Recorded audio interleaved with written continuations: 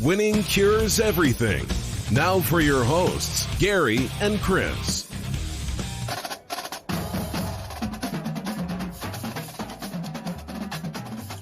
Welcome in. Winning cures everything and Westlot Pirates NFL draft coverage. We are coming at you live this evening. It is about 8:12 p.m. Central Time. We are a little later than we anticipated, but that's okay because we made it. Joe Burrow, number one, of course. That's always a good thing. We got the Westlot Pirates guys in here. You can go find them on Twitter at Westlot Pirates. You can find them online, westlotpirates.com. You can find us, winningcureseverything.com. If you want to jump in, the chat is on your screen. We are on Twitch, we are on YouTube, we are on Facebook, and we are on Periscope. And then the Westlot Pirates guys will have the podcast up as soon as we are done. Well, maybe not as soon as. I think Sam's got to do some editing, right? Close. I mean, we'll see how much editing we need to do, but I think we'll be able to get it up before too long. Fairly quickly. Let's come clean right away. It was about 8 o'clock when Tua was getting picked. Gary just wanted 12 minutes to bathe in that before we could get going. I feel good about it. I feel really good. I knew that it was a smoke screen, and it worked. Everything worked okay. I'm feeling good now. So now, do you like him in Miami? Is the thing? Wait, say what? You like him in Miami? No. But I'm glad he got picked. It all worked out. I want him to go early, but I really don't want him to go to any of these teams. I don't want him to go to Miami because I do trust Brian Flores. I do trust that. So, I think that eventually they will get that turned around. I think that Miami is building the right kind of organization. But no, I mean, I'm not a fan of him going to an awful team. I am a fan of the fact that he will be playing behind Ryan Fitzpatrick, who I think is a pretty decent veteran quarterback that will be able to understand when his time is up and it's time to let the young gun come in and play. But I don't think that's going to be any time this year. Like, I think Tua's going to sit this year and really learn the system and figure things out and heal up, and then he'll be ready, come the following season. So I'm just glad the boy got paid, with that hip injury and everything. I wanted him to do well. That's all I wanted. Let's roll through some of these other ones. Joe Burrow, of course, number one pick. Chris, that's your boy. You want to jump in on that one? Right. Yep. No. First LSU player to ever pick number one overall, and I'm sticking to that story. That is my truth. And in 2020, I get to have my own damn truth. You live your truth, man. You live it. That's right. You lean into that truth. You let everyone else sip on the syrup. Listen, half the people in the world don't know that happened. All right. I think that's enough to make it not happen. I just do. I can also claim that he's the first quarterback that the Cincinnati Bengals has spent a number one overall draft pick on. Yeah, I think. Yeah, you probably do that. Yeah, we can do that too. Done. You probably do that. Yeah, that's your truth. I'll support that. Yeah, he's my boy now. Yeah. Can you really hate on Carson Palmer though? Carson Palmer's a good dude. Did they take him number one overall? I thought. Yeah, he was number Palmer one. Was number one. Was he? All Yeah, right. he was. I He guess was you number can one. accept that one. The second quarterback picked number one overall. Yeah, Carson, you got to claim Carson. He was good enough. Yeah, We're about to get ended the up. Cardinals pick here. I think he did better.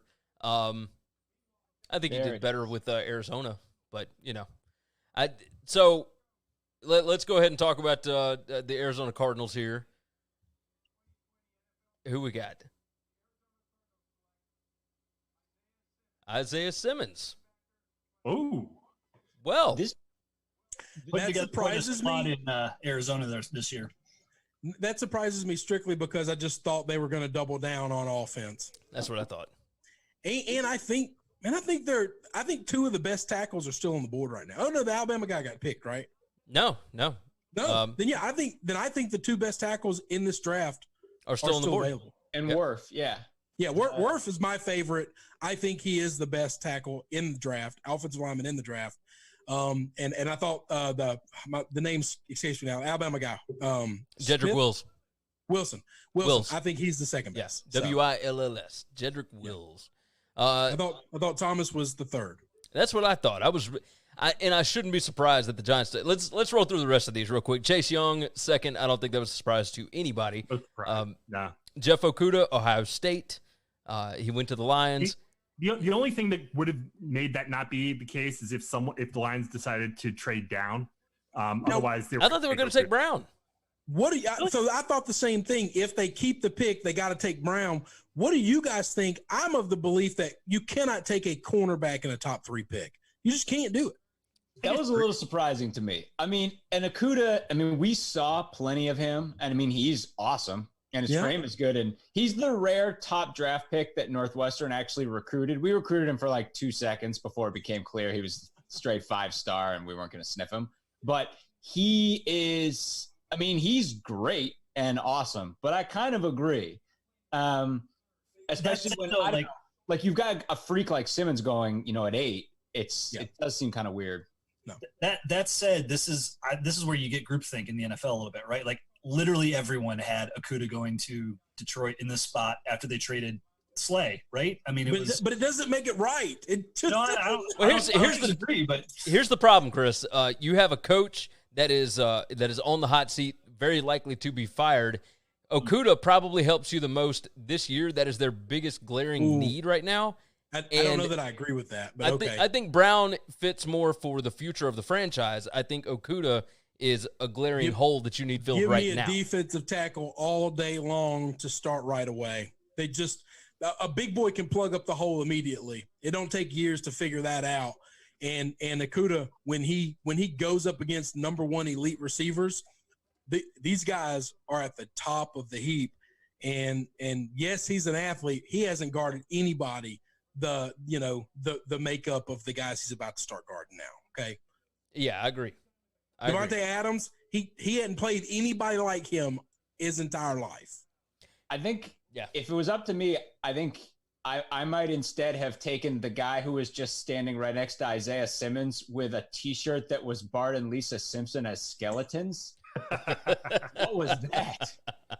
There we go. That's the kind of random creepiness I want to see. Give me a lot more of that. This has been a relatively chalky draft so far. I need some, come on, where's our Laramie Tunsil gas mask moment for this draft? We haven't had anything approaching that yet. Come on. I'm a little surprised that we've had nothing at all like that. As far as no trades, no nothing. Drama.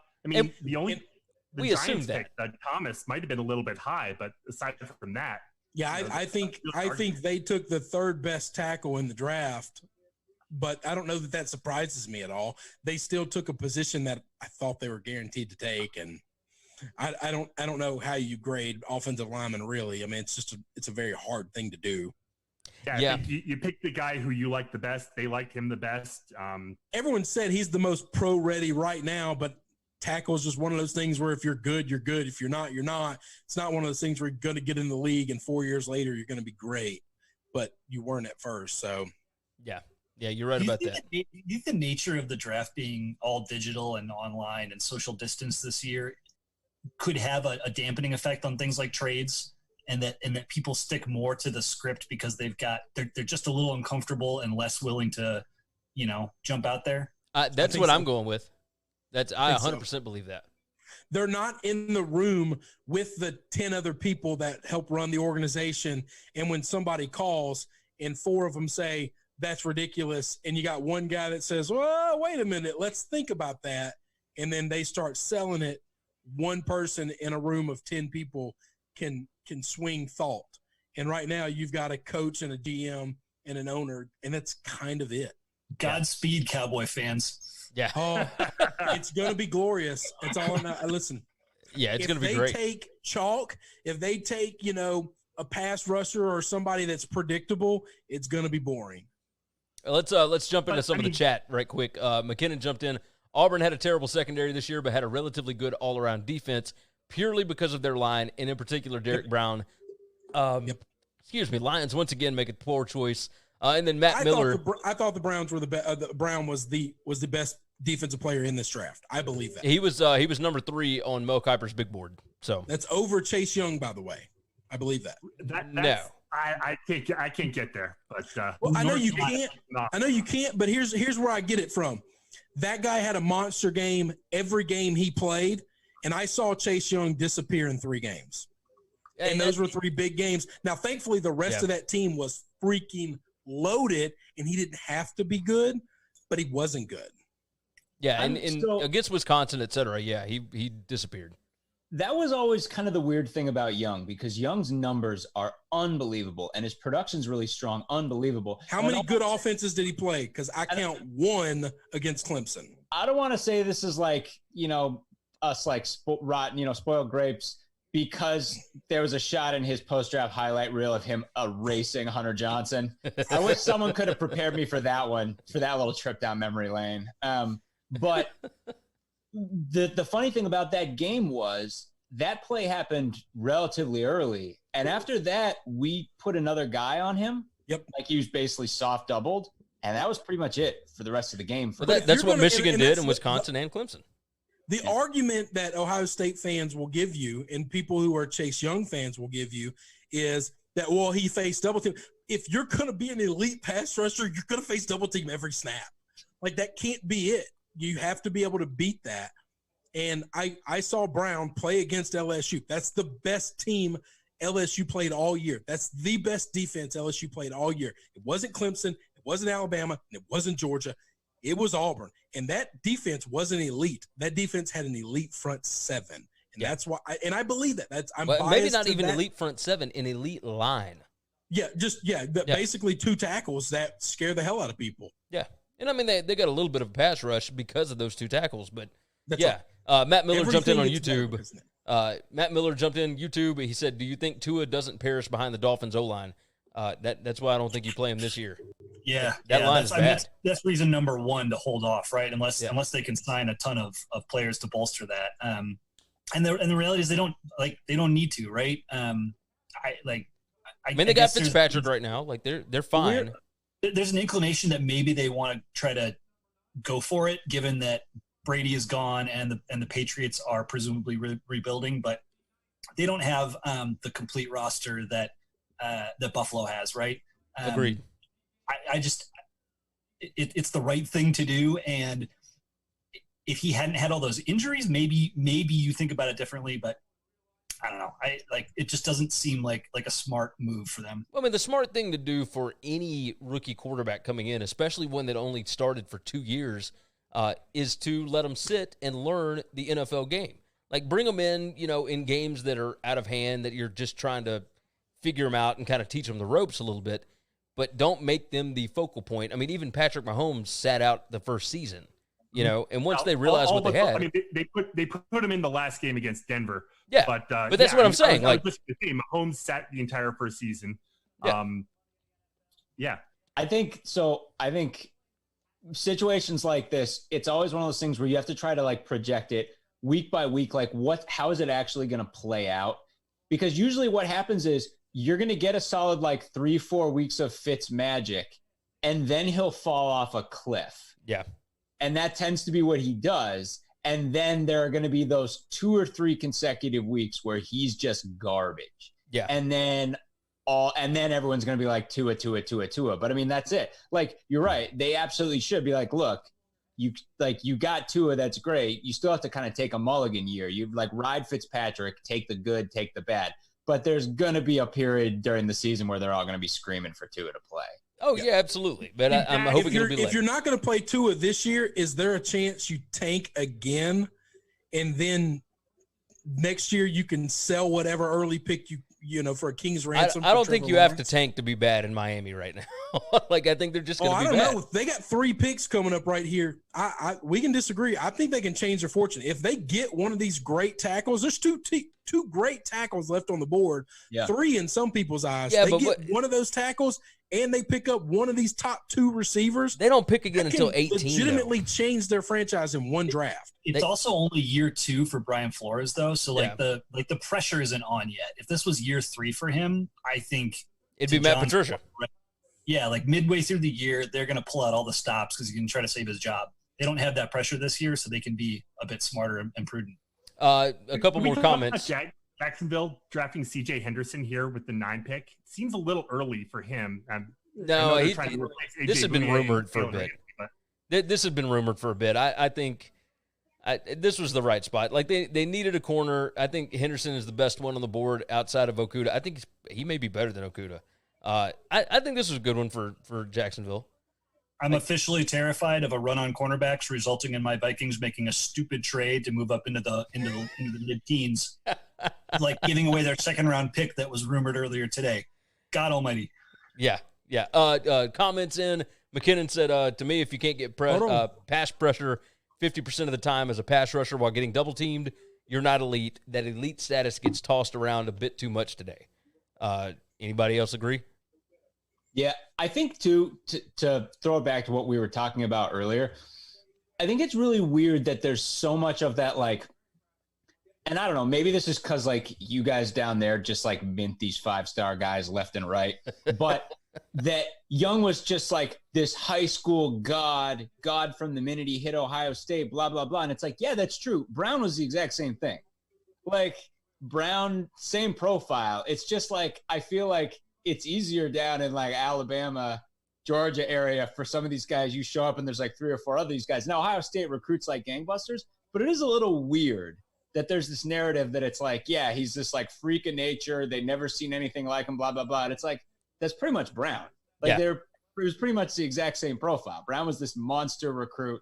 There's a reason why he's, like, pushing, 3+ bills wearing the number 5. Like, that, those kind of things don't tend to happen. No, they don't.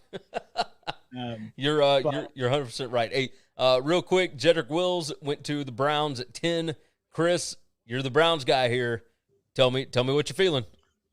I mean, I'm okay with that. I mean, that would have been my second choice, but we're splitting hairs with these guys. I was literally in a group text with my Browns friends, and one of them wanted Becton. I can't get there. He didn't play against enough elite talent for me to even know if he's testable or not. And when you get the PED pop, that it's just something that scares me because I've seen players be completely fraudulent with steroids in college. And when they get to the pros, when I say die, I mean death is better than watching them play. They cannot play with professionals once they have to get in the system where you can get clean. And I don't know how much of his performance is fraudulent. And I know he was only tested once or twice a season. Yeah. I just couldn't get behind it. I'm okay with Wills. Wills was tested. You're splitting hairs between Wirth and Wills. It's what do you like, what do you not? I like the footwork of Wirth. I thought he was more athletic. I like athleticism in my offensive linemen because I think they're more versatile. But you're splitting hairs here. This is a good pick. I'm happy with it. It's the Browns' real only need is offensive line. They're really good at every level of the team if they've got the right trigger man.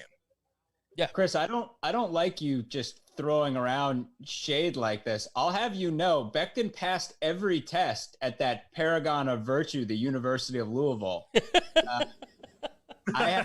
Look, that place is a pillar of academia. Didn't you hear they cured coronavirus? Yeah. Listen, if they cure the corona and we get sports back, they can have all the accolades they want. My Lord and Savior Lamar Jackson is from Louisville. I'm okay with that. But I'm just telling you, this guy didn't play against a good pass rush his entire career except for when Clemson came to town, and Clemson had 22 of the best players on the field. Oh, it's the thing I told you about yesterday, Chris. Because of the offense that Satterfield ran, he ran only 73 true pass sets all season and gave up pressures on 8 of them. Like, that ain't good odds. That ain't good numbers. Nope, so he don't pass the smell test for me. He does start to fit the profile of the guy who might fall because we haven't seen that guy yet, and it could be him, especially since Wirth is still on the board. I can't – Wirth, the footwork on Wirth – now, I nerd out a little bit on O-line stuff. I don't call myself an O-line guru just because I was a fat kid and played it. Joe Thomas, I listen to him. He's the greatest offensive lineman to ever play football in the history of the invention of the game. And he talks about the reason he was elite is strictly because of footwork. There's a lot of guys that are big and strong, but he always wants guys that have good feet because that's not something that you can just practice and get good at. You're either naturally coordinated or you're not. And Wirth, I know, has the best footwork, and so I just have to trust if he's not as big or if he's not as strong, I put a little weight on you. I can make you work out and get a workout regimen to get you stronger. I don't think I can train in better footwork. I think by that age, you're either coordinated or you're not. You can dance or you can't, and that's it. Yeah. Yeah, I agree. So Gary, with the Jets on the clock now, is the run on wide receivers about to start? I hope not. Oh, I hope not. I think this wide receiving core is unbelievable. And the one place where wide receivers will bust if they go is to New York. This is it. I think these guys are bust proof, and the Jets are the one organization I believe will cripple all of that. I can believe Gary, it. do you agree with the consensus? Judy's better than Ruggs? Yeah. He's a better receiver. He's a better route runner. I would argue that. He's a better wide receiver. No. Well, that's the thing. Route runner.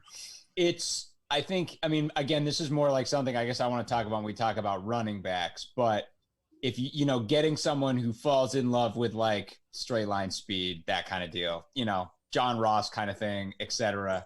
I don't know. To me, Ruggs, like, he's an amazing athlete. I watched a ton of his highlights and came away thinking, A, a lot of it was Tua highlights, and B, that offense just put him in space a lot. Isn't he Percy Harvin? Yeah. Something like that. Percy's coming back, Scuzz. You want him? I don't know that Percy – I don't know that he could do some of that. Percy could take the ball out of the backfield. I don't know that Ruggs necessarily does that all the time. I guess he does on sweeps and end arounds. Percy legitimately lined up as running back several times. He's crazy fast, and he's got good hands, but he doesn't have the route tree that Judy had. Judy is a pure route runner and an all-around athlete. I think he's kind of a lot better than Ruggs, in my opinion. Let's talk about that then.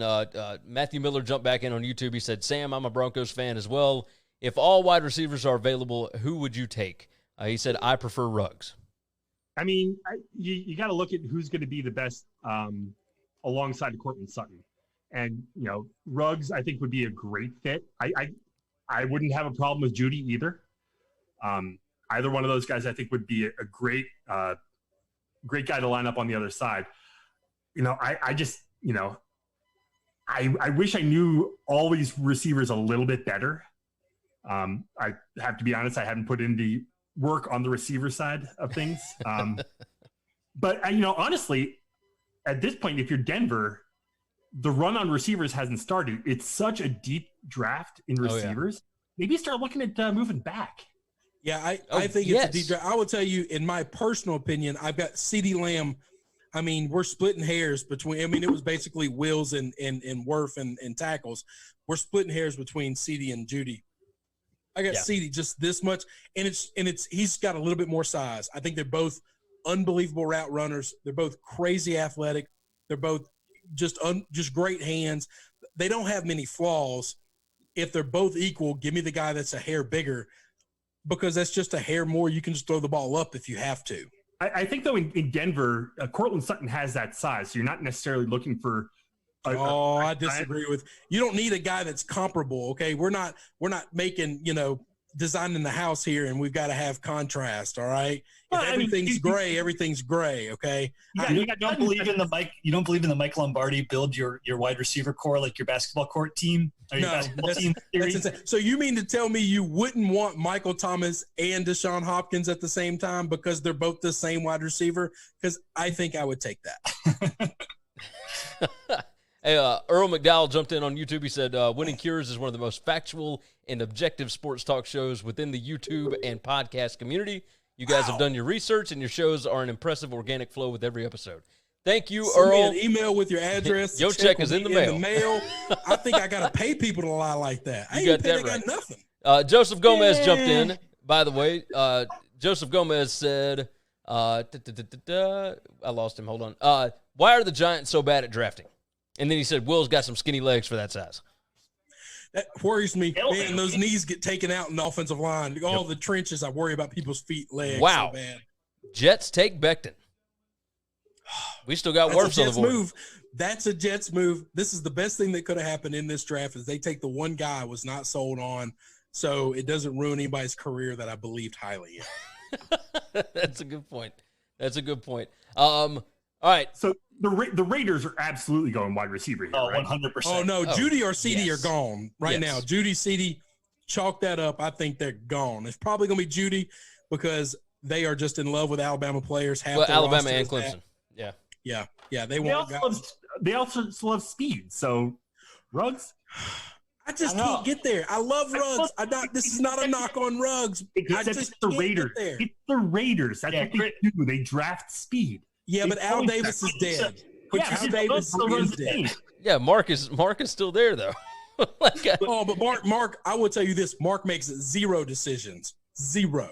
You're probably right. When they gave that $10 million deal to and then they brought in Mayock. So yeah, Mayock. I like Mark Mayock. I think Mayock gets put in the locker a lot. I think Chucky runs that thing. He's a $100 million man, and Mayock's making a couple $100,000, maybe $1 million. No. The $100 million man makes the decisions. Yeah. It's just how it works. Joseph jumped in. He said, it's amazing how wide receivers look really good when their quarterbacks are Breeze, Rivers, and Mahomes. Yeah, true. Matthew jumped back in for the Broncos. He wouldn't mind Wirfs at 15. Sam, do y'all need to? No. I mean, we got to do something at left tackle because, good Lord, Garrett Bowles is not, he's a holding machine. Yeah. If he's there, he's a holding machine. Yeah. Who was that player for the Cowboys that had like a hold, I don't know, like every quarter for, I don't know, like the last 4 years or something? He's an unbelievable offensive lineman, but he just holds. But he holds everybody and gets caught. Every third down, like every big third down that you need, he just holds. If you're going to give me Wirfs with the Mike Munchak as his O-line coach, okay, sign me up. I am a believer in Wirfs, like I said, but he's the guy that I kind of got in the tank with early on in this thing, and that's just it.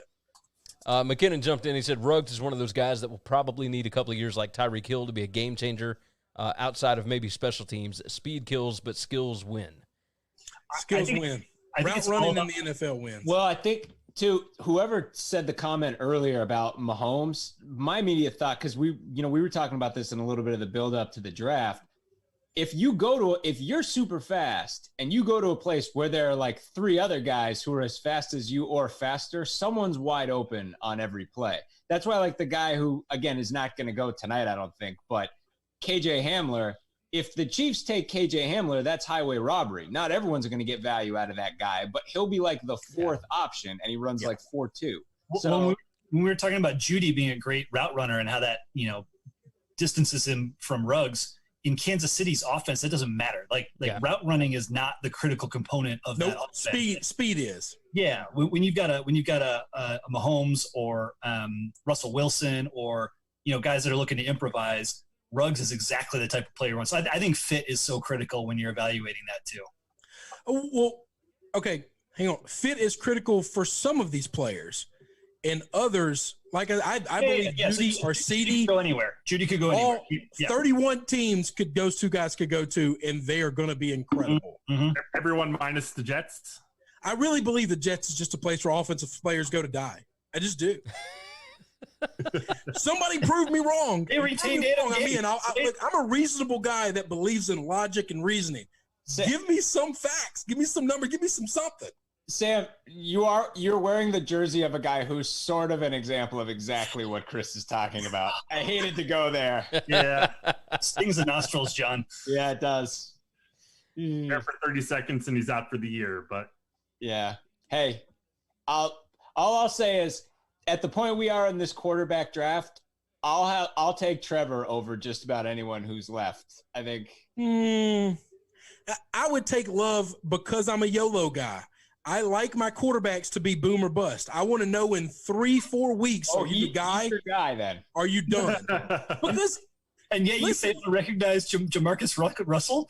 No, but listen, forget it. Hang on. There are stories.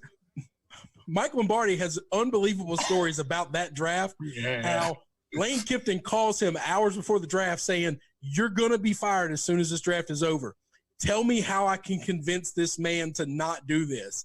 And he said, "I have been ordered to be away from the facilities during the draft because I won't let him draft Jamarcus." Raiders take Henry Ruggs. Amazing. Raiders take Ruggs. First wide receiver off the board. Damn it, you called it. I told you they love speed. I can't believe this. Amazing. This is not a knock on Ruggs. I'm serious. Oh, it's not. That's hilarious. CD and Judy are just athletic freaks. That's you know the 49ers have got to be licking their chops right now at 13. God, yeah. Oh, be still my beating heart. They're going to take. I forgot San Francisco had traded up because of the Indy deal. pick. Yeah. Good Don't gracious. worry, Marcus Mariota doesn't need strong route runners. He just needs fast guys, right? Well, that was my thought process between Ruggs here is who there throws a great deep ball? Because it ain't Derek Carr. You got a point. I mean, that would be like Tom Brady getting a speedster like that. Like, that doesn't do a lot of good for a 42-year-old quarterback, 44-year-old The Marcus quarterback. Mariota cannon's not doing it for you? No? I do not believe Marcus Mariota's got the accuracy cannon for the deep ball. Joseph jumped in and said, he says the guy in the Titans jersey, #Jeff Fisher. Hey, listen, that's the best Titan player in the history of the game. To paraphrase, who is it? Leroy Horde? Is that who it was? You want 6 wins, Jeff will get you 8. And you got that right. You want 10 wins, Jeff will get you 8. Got that right. 7-9, 8-8, Jeff Fisher. Joseph jumped in a lot. The Horde quote coming out this early makes me so happy. Oh yeah, that was for you, Scuzz. That's Joseph. Joseph started off. He said, "Don't go too crazy." This was earlier. He said, "Don't go too crazy. You always get the best talent in round 1." And then he said, "Mayock is a drafting god." And then he said, "I do believe in Mayock. He said, I really Becton do. is a I think beast. he's a grown up in the room." Yeah. 100%. Jared Sears He's is getting a nuggie from Chucky to keep him away from the phone. yeah. Yes.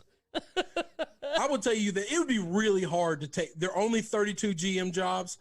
It would have been really hard to 31. take that job. I don't think Bill O'Brien really counts. But. No. Oh, well, it would have been really hard to take that job knowing the head coach is John Gruden and he has the contract that he has, which means you're a GM literally in place holding only, that you don't get to make many decisions, but you have to answer a lot of crazy questions. Yep.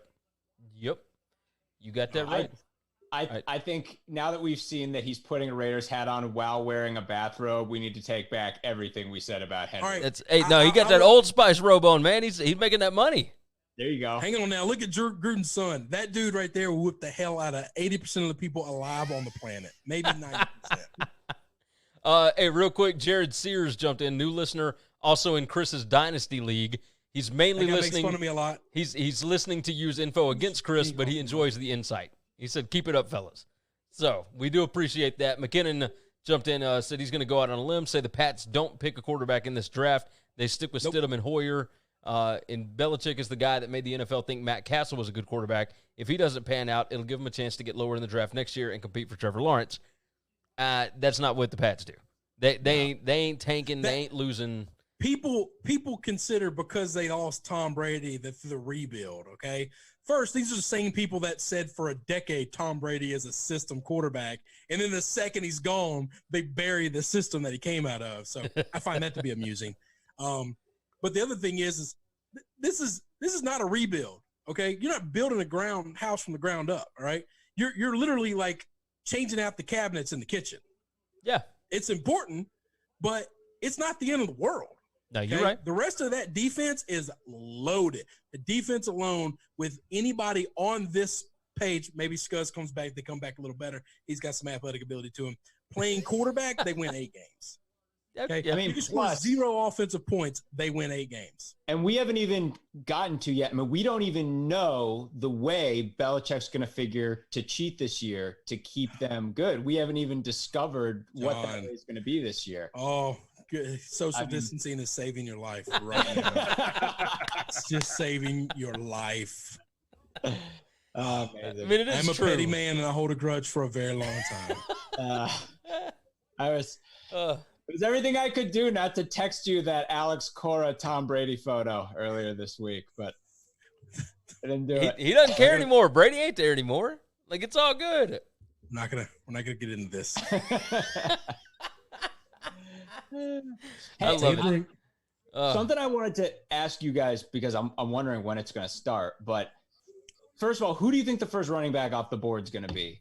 But because of the whole Christian McCaffrey thing, I mean, that kind of money shows you, I mean, everyone's going to be chasing that guy. And you got 3 or 4 guys here that could start popping off the board in a row who are sort of like facsimiles of that guy. And I think there's only one running back that looks like McCaffrey, and I think he goes that's like Clyde out Edwards-Helaire of all the running backs. So that's the thing is they're like, I mean, like they're, I'm not going to say poor man's virgins because a guy like J.K. Dobbins is a great player. But do you think teams are going to force it looking for that fit? Because everyone wants the shifty. We have a trade. Hold on. There we go. Oh, the Bucks. The Bucks Holy traded shit. up. We just talked about this is yesterday. Worth right here. Wait, this is worth right here. 100%. They went up 1? Yeah, got to No, protect they went up from 16. No. Yeah, they went up still 1. got their 14th pick. They still got pick 14, so I don't know what they did. I'm curious. I don't know This what has to be worth, correct? One of them does, right? Tommy's got the sway. Oh, well, yeah, if they keep both of these, holy shit, what are they going to do with the other one? I have no idea. I mean, they go O-line and then receiver. No, they don't really have a lot of room in I mean, that would be insane if they go receiver. Schefter's saying it's a 1-spot trade. Like San Francisco's getting 14. Okay, so they just haven't updated it yet. And they're swapping 7th-round picks. So that's fine. Again, 1 spot for Tampa? I mean, unless they think San Francisco is going to get that. I don't understand trading up 1 place. Now, there is a world in which San Francisco could absolutely have used an offensive lineman. I love that man. I love that man so much. Do you have a pair of glasses to complete the look, Chris? I don't, and I wish I did. I really don't. I wish I did. I've spectacular eyesight now that my my medical condition in my eyeball has gone away. Back to 2015. Hey, back to the running backs, by the way. McKinnon jumped in. He said Akers or Taylor is the best running back. I don't know that I buy that. I think I could go with Jonathan Taylor, maybe. I got a lot of people that I've been talking to lately saying they're just super high on Akers. I can't get there. I like him. I like him a lot. I think he's a top 4 running back in this class. I really do. I think Akers is an absolute stud. He was just in a horrific situation at Florida State. He's not Dobbins, and he ain't Taylor. And I think Taylor is number 1 for me. I think Dobbins is number 2, and we're splitting hairs between the 2 of them. Okay. My love for Dobbins for Taylor is strictly he was the only offense they had against some pretty good defenses all year, and he was able to be extremely productive. So any flaws you might have, you can point to the fact that they had no threat at throwing the football at all. Yeah. And they knew he was getting the ball over and over and over again. Look at this. So Matthew Miller jumped in right after McKinnon and said J.K. Dobbins or Clyde is the best running back. So we've got 4 options, and DeAndre Swift is not one of them. And then Joseph jumped in and said about that on Monday. I mean, we talked about on Monday, like there's a lot of different opinions on I think in this case fit is everything. You know? Oh yes, 100% on everything else you got. I don't think you can really say one guy is the best running back because they all do different stuff. I think it's funny though. And the team they go to will tell the story for all of them. By the way, yeah. I mean, if a running back goes to San Francisco or Tampa Bay, they're going to have a hellaciously good year. If they go somewhere maybe like Denver and it's a 3-headed monster, they don't perform very well, or they go somewhere where they've got a running back that is getting close to being franchised or something, they're going to share the ball. They don't go, you just don't know. Scuzz is back. Scuzz, you want to give us a mic check? Check. Sound spectacular. Sounds right. Look always, buddy. That's good stuff. Let me move the. I managed to refresh my beverage while I was at it. Cheers, y'all. There you go. Cheers, brother. Cheers. I went ahead and brought mine in. Tommy got him a tackle, and he got the best one in the draft, in my opinion. Wow. There we go. There you go. Wow. There you go. Wow. Joseph Gomez jumped back in. He said, Arians is a Mac guy. Who knew? Yeah, I could buy that. I could buy it.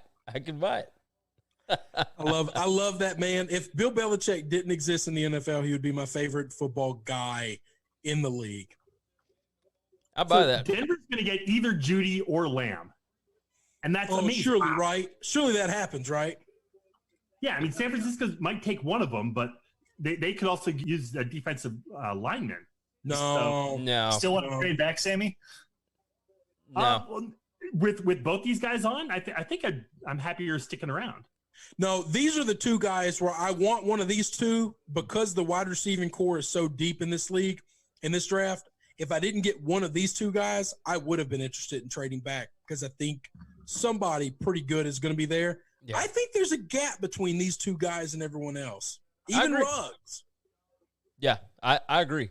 I agree 100%. So I think these are the two best wide receivers, and I think they're going to go San Francisco and Denver right here. Like that guy's going to be. I don't know that San Francisco's going wide receiver. Oh, I do. 100%. I do. Yeah, I'd almost guarantee. Kyle Shanahan's going to get him a new toy. Watch these highlights from Worth. What's his workout videos for this kid? Oh, this dude is unreal. A freak. Yeah, he's ridiculous. Oh, if he could have been a Cleveland Brown, but if he can't be a Brownie, go to Tampa Bay. Help Tommy win one more. You got that right. Like, who thought this was possible for Tampa Bay? What, a month and a half ago? Holy shit! Brady Gronk trading up in the draft and getting the best tackle. Like, this is bonkers. When was the last time Tampa Bay was competent? 2012. Listen, Bruce Arians is Light is going to get whatever their GM's name, something like. Yeah, Jason Light. Yeah. He's going to get a lot of credit for this. That guy's been really bad at drafting, okay? Oh, yeah. Outside of Devin White last year, he has not made a really good draft. And the rest of that draft wasn't great, okay? They just weren't. That guy's not been good at all. I think this is Bruce Arians is a grown-up in the room. I think Byron Leftwich is being groomed. I love this organization outside of the GM. I love Byron Leftwich. Let me tell you about Bruce Arians. Me too. I'm a fan of Byron Leftwich's neighbor, but that's another story. Yeah, we talked about that today. His neighbor is a lot nicer than me. Yeah, Tommy doesn't leave that room if it's mine. He's like, you're staying here. We're hanging out. I just remember Byron Leftwich like being carried down the field by his offensive lineman. In some big Marshall game, and it just it was a bowl game.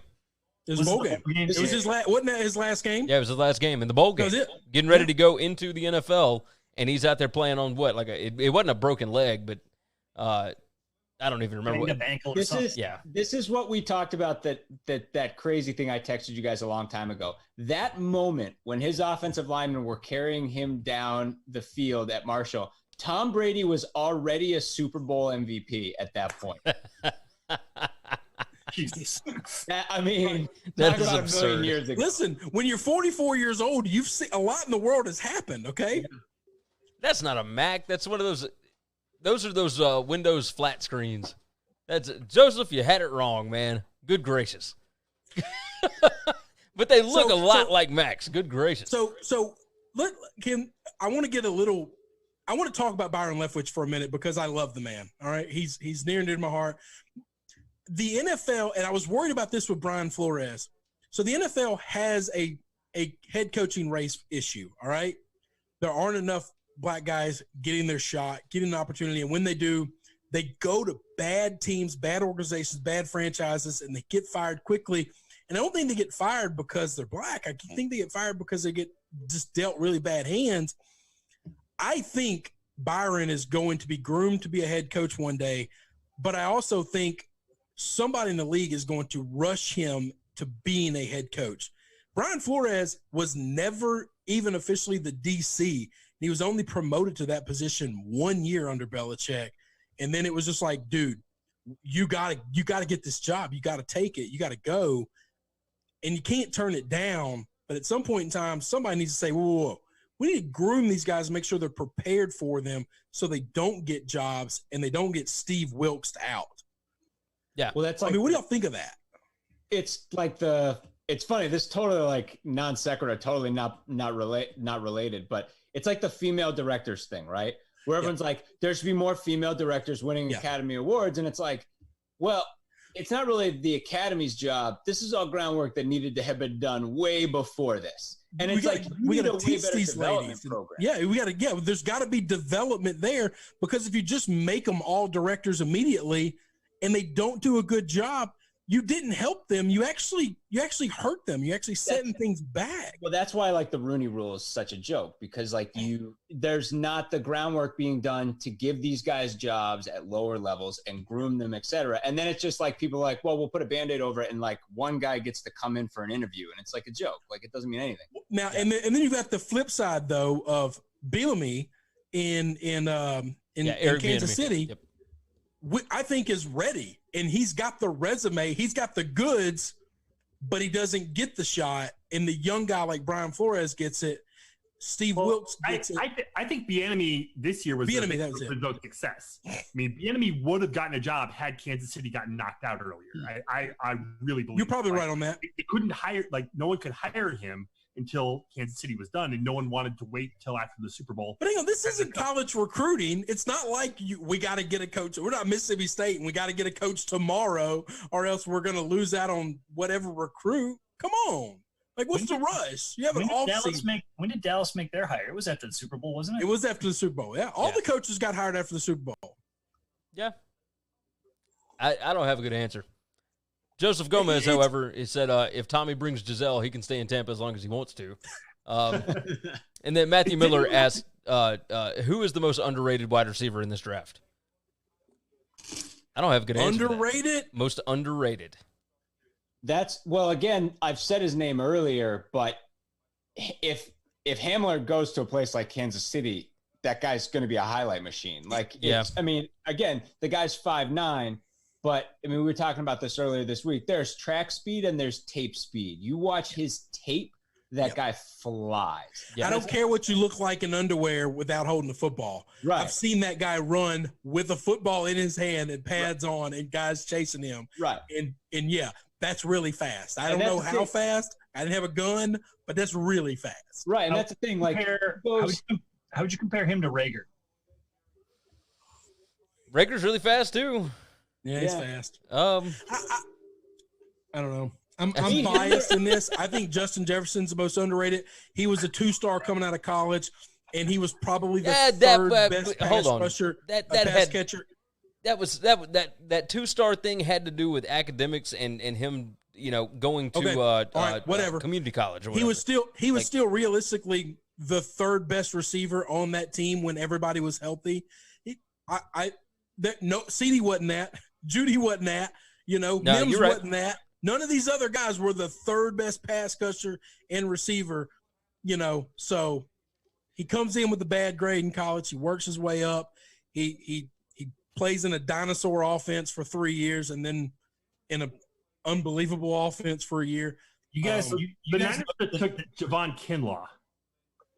Kinlaw, he's one of the best on the board. I'm just now seeing this. How am I behind y'all? I'm live. I have no idea. I'm still waiting on the pick. I don't hate this guy. I wanted to see Kyle Shanahan take one of these receivers, man. Well, now Denver can take whoever the hell they want. Oh, God. Just going back to the receiver thing real quick, I was going to say, like, this, you guys know that it pains me to say this, but I think T. Higgins might be. I bet he's the most underrated. Yeah. In that, like, 2 years ago, looking at what this guy was doing in college, everyone was like, holy hell, he's incredible. And he never stopped that, but it's like when you're that amazing as a freshman, like, it's hard to live up to if you don't, Yeah. Oh, you're right. No, he's in the conversation as one of the best 3 receivers in this draft, in my opinion. I think he's right there with you. I think all these. I thought the top 5 guys were bust proof as long as they didn't go to the Jets. I really believe that. I can't believe the 49ers right here. If they could have put one of those 2 receivers with Debo, with Kittle, with the running game that Kyle Shanahan runs at that zone offensive line blocking scheme, I just think. But look at it this way: like they've got a they got a 2nd-round pick. No, they got a pick at the end of the first round pick. Yeah, they have another first-round pick. That was the Colts pick, but CD and Judy won't be there on that next pick. No, they're going to be 24. They're going to be 30. This whole thing's broken pretty well for you, my friend. You pretty much have your pick for once. Lamb and Judy. I mean, those are I think the 2 best receivers out there. They're the best. They were the best receivers when this thing started. I cannot believe they fell this far. I just can't. Me neither. I thought at least one of them would have been gone. Yeah, I thought the Raiders were a lock. I was trying to talk to take into Jerry Ruggs. Jeudy. I was talking myself into Ruggs before this whole thing started, but this is awesome. Because you thought the other two would be gone by the time you picked. You're absolutely right. I did think that. I mean, that's the thing is I was talking myself as a Browns guy into these other guys because I thought, well, Wirf's not going to be there. Wills ain't going to be there. Do I really believe in Thomas? And, I don't know. And, yeah. This is interesting. Chris, you and I both have under 5.5 receivers in the first round. Oh, that's going to hit. That's definitely going to hit. I'm feeling good about that. I believe that's going to hit because I had the 49ers taking one and hang on. I don't know that I can find a list. The Jets, right? I had one other team taking one. Yeah, the Jets could have been one. That was what I was worried about. So yeah, I had two of them going before the Raiders pick. Well, no, the 3 by the 49ers pick. Sorry. Did the Vikings taking one with their second first round pick? It just depends on who's there. And what your next picks looks like. I mean, how many go? There could be a run on them, by the way. I mean, yeah, all 5 of those guys could go just because teams get desperate when the run hits. If people drop a lot, though, I wouldn't speaking strictly from a Vikings perspective, right? It's a cornerback or a wideout, and if there's a run on one position or the other, that changes the perspective for the Vikings' first pick, right? But your board looks different based on who's available. So I'm curious, just like going back to Kinlaw. So LSU didn't play South Carolina, but like Kinlaw versus Brown, like people generally at Kinlaw is the number 2 DT in the draft, but you guys both seem to feel like this is a false step or a misstep for San Fran. This was a reach. Now, hang on. I think Kinlaw's a stud. Okay, I do think he's the second best defensive tackle in draft. I think he's going to be a good pro. I just personally. I wanted to see Kyle Shanahan get a new toy.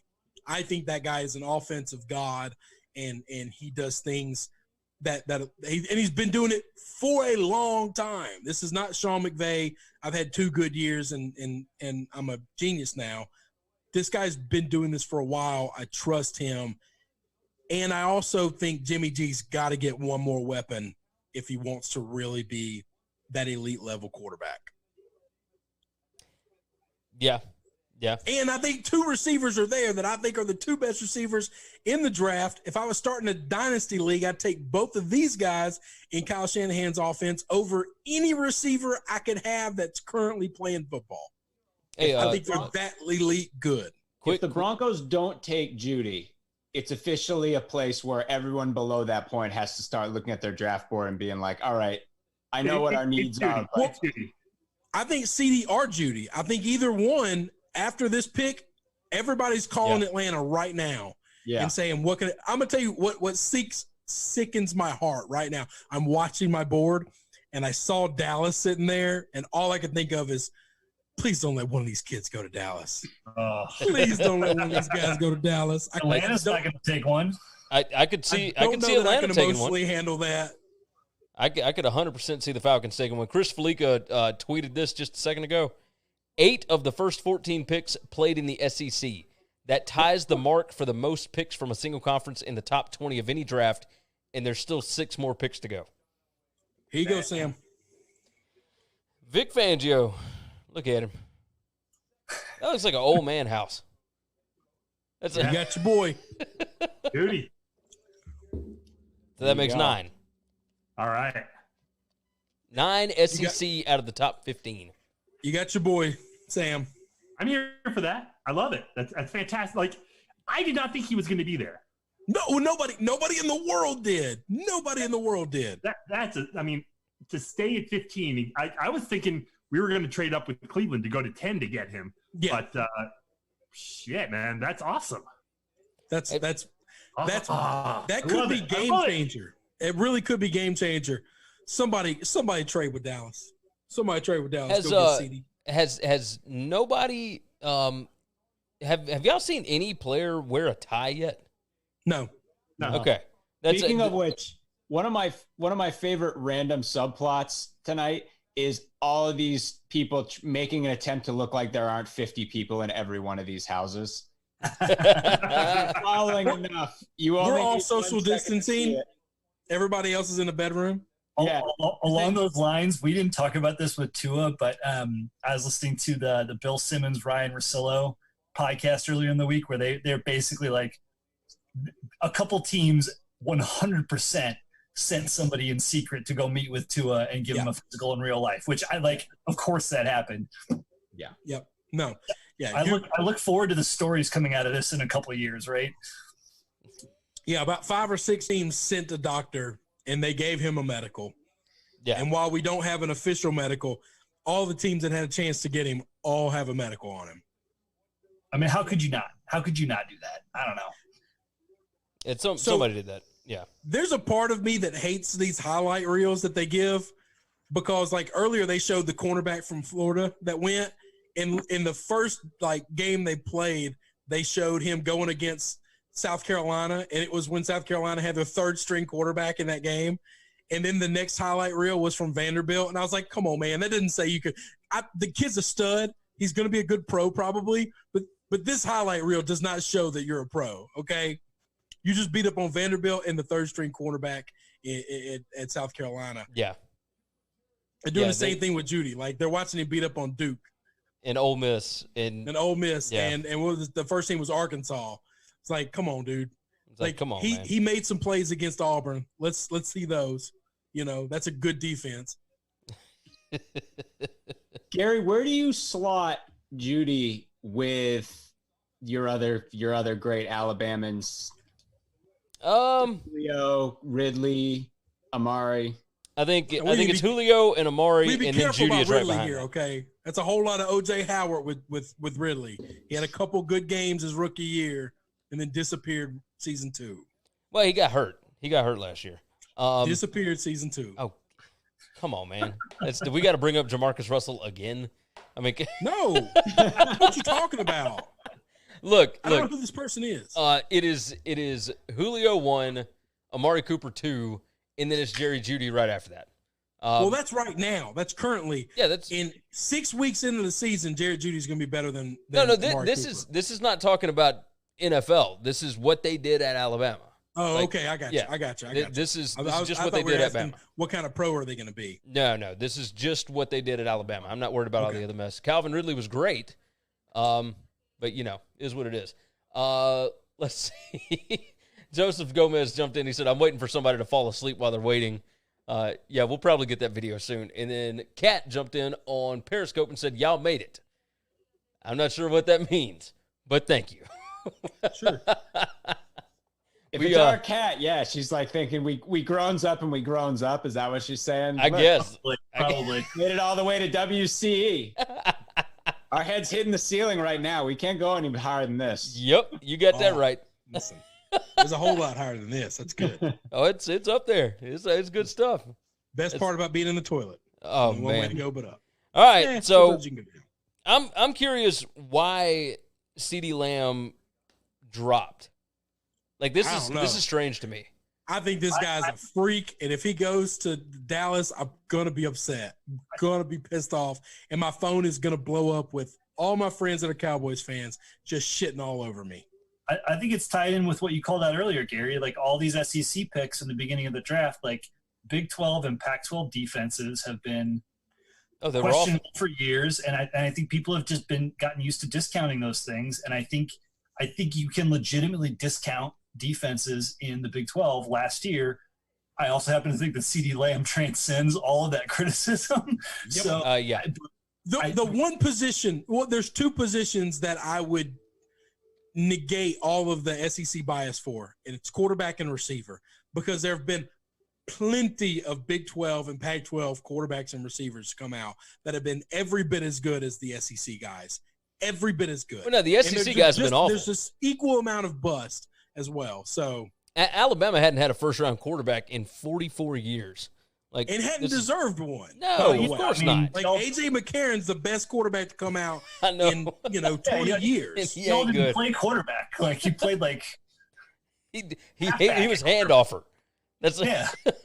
And all he had to do when he had Amari Cooper was just throw the ball up there somewhere, and he'd go get it. Throw the ball up. Yeah, it was Larry Fitzgerald. Just throw it up. I mean, when you got talent like that, and that's all you need. You don't have to go worry about recruiting some big-time quarterback. But, you know, with the way that the game has changed and whatnot, we had to get Tua, and with the way that our offense has changed, now we've got Bryce Young, and we'll see. Y'all can thank Lane Kiffin for that. Oh, 100%. 100%. Lane completely flipped that offense around. I wish he was still there. That's as soon as he loses, a fourth straight season or whatever at Ole Miss, he'll be back on the block looking for a job, and maybe Sark will be gone by then, and we can bring him back in. I love having Lane. That guy, Lane will never work for Saban ever again. Nick will never let that happen. I wish. By that point, Saban may not be around. Oh no, okay, all right, you might be right on that. So, will he work for Dabo Sweeney? Nope, he'll work for Mario Cristobal though. I'm taking Mario. Give me Mario from Oregon. I know that he's had problems. I understand. I wouldn't be upset if y'all made that hire. I wouldn't be upset at all. You think you like Mario Cristobal as the heir apparent to Nick Saban? Yes, 100%. Interesting. He can recruit. What's a meathead? Hey, I'm good with it. Like, I think the guy can coach. I think he's good. I agree. No, he can recruit. He can recruit. He can't coach. There's a difference, Gary. No, but you hire other people that can do that. I mean, Ed O taught us that. Because he hasn't done that yet. He's got a checkbook just as big as everybody else's. I don't know if Oregon puts the same amount into it. Oh, we're going to disagree there. Chris, we can once disagree. upon a time, people made the same comment about a certain gator wrestling swamp man. You can recruit. And that gator wrestling swamp man did what? He went and hired the best and the brightest people you could buy. Money could buy. He's got that is a unique trait though that many coaches fail at, right? Listen, I have a coach. My guy, that man right there has no ego whatsoever. Nicholas Saban does not have that. Mario Cristobal does not have that. But how do you know Mario doesn't have that? How do you know Mario doesn't? Because anybody that cares so much about their traps looking that good has got an ego, okay? When he needs help wiping his ass because his arms are too big, he's got an ego, all right? Dabo, you guys know Dabo. Oh, my goodness, what just happened? The Falcons take A.J. Terrell, cornerback from Clemson. Did anybody have him in the first round? No, I did not. Yeah. I did. This is a team that could not trade back at all, and they're just taking need only. My goodness. Holy cow.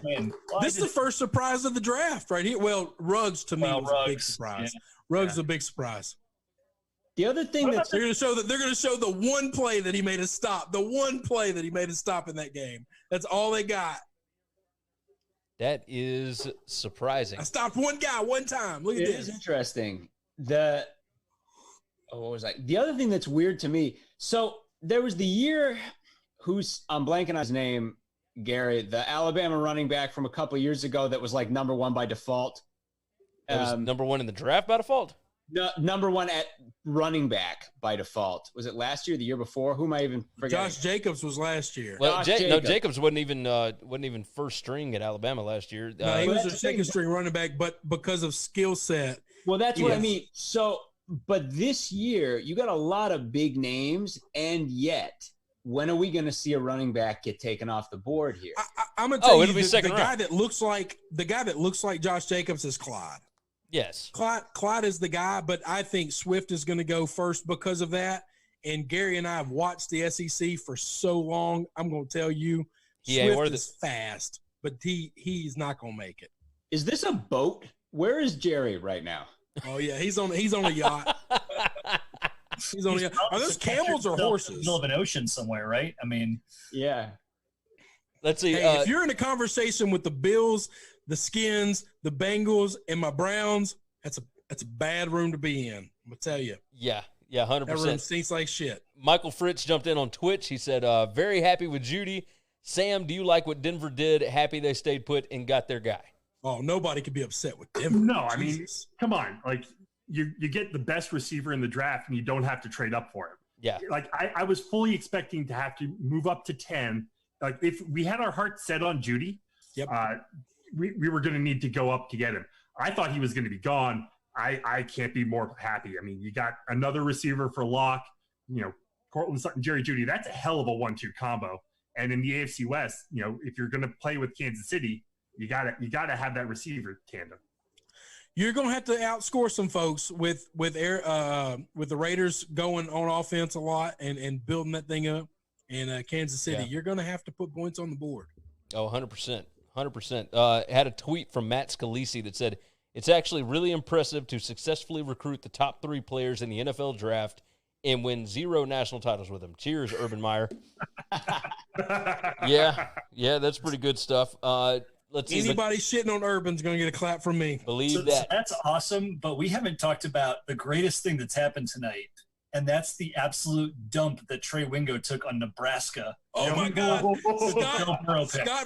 Scott Frost getting shit on by Trey Wingo. The second Burrows pick is in is the best thing that happened all night long.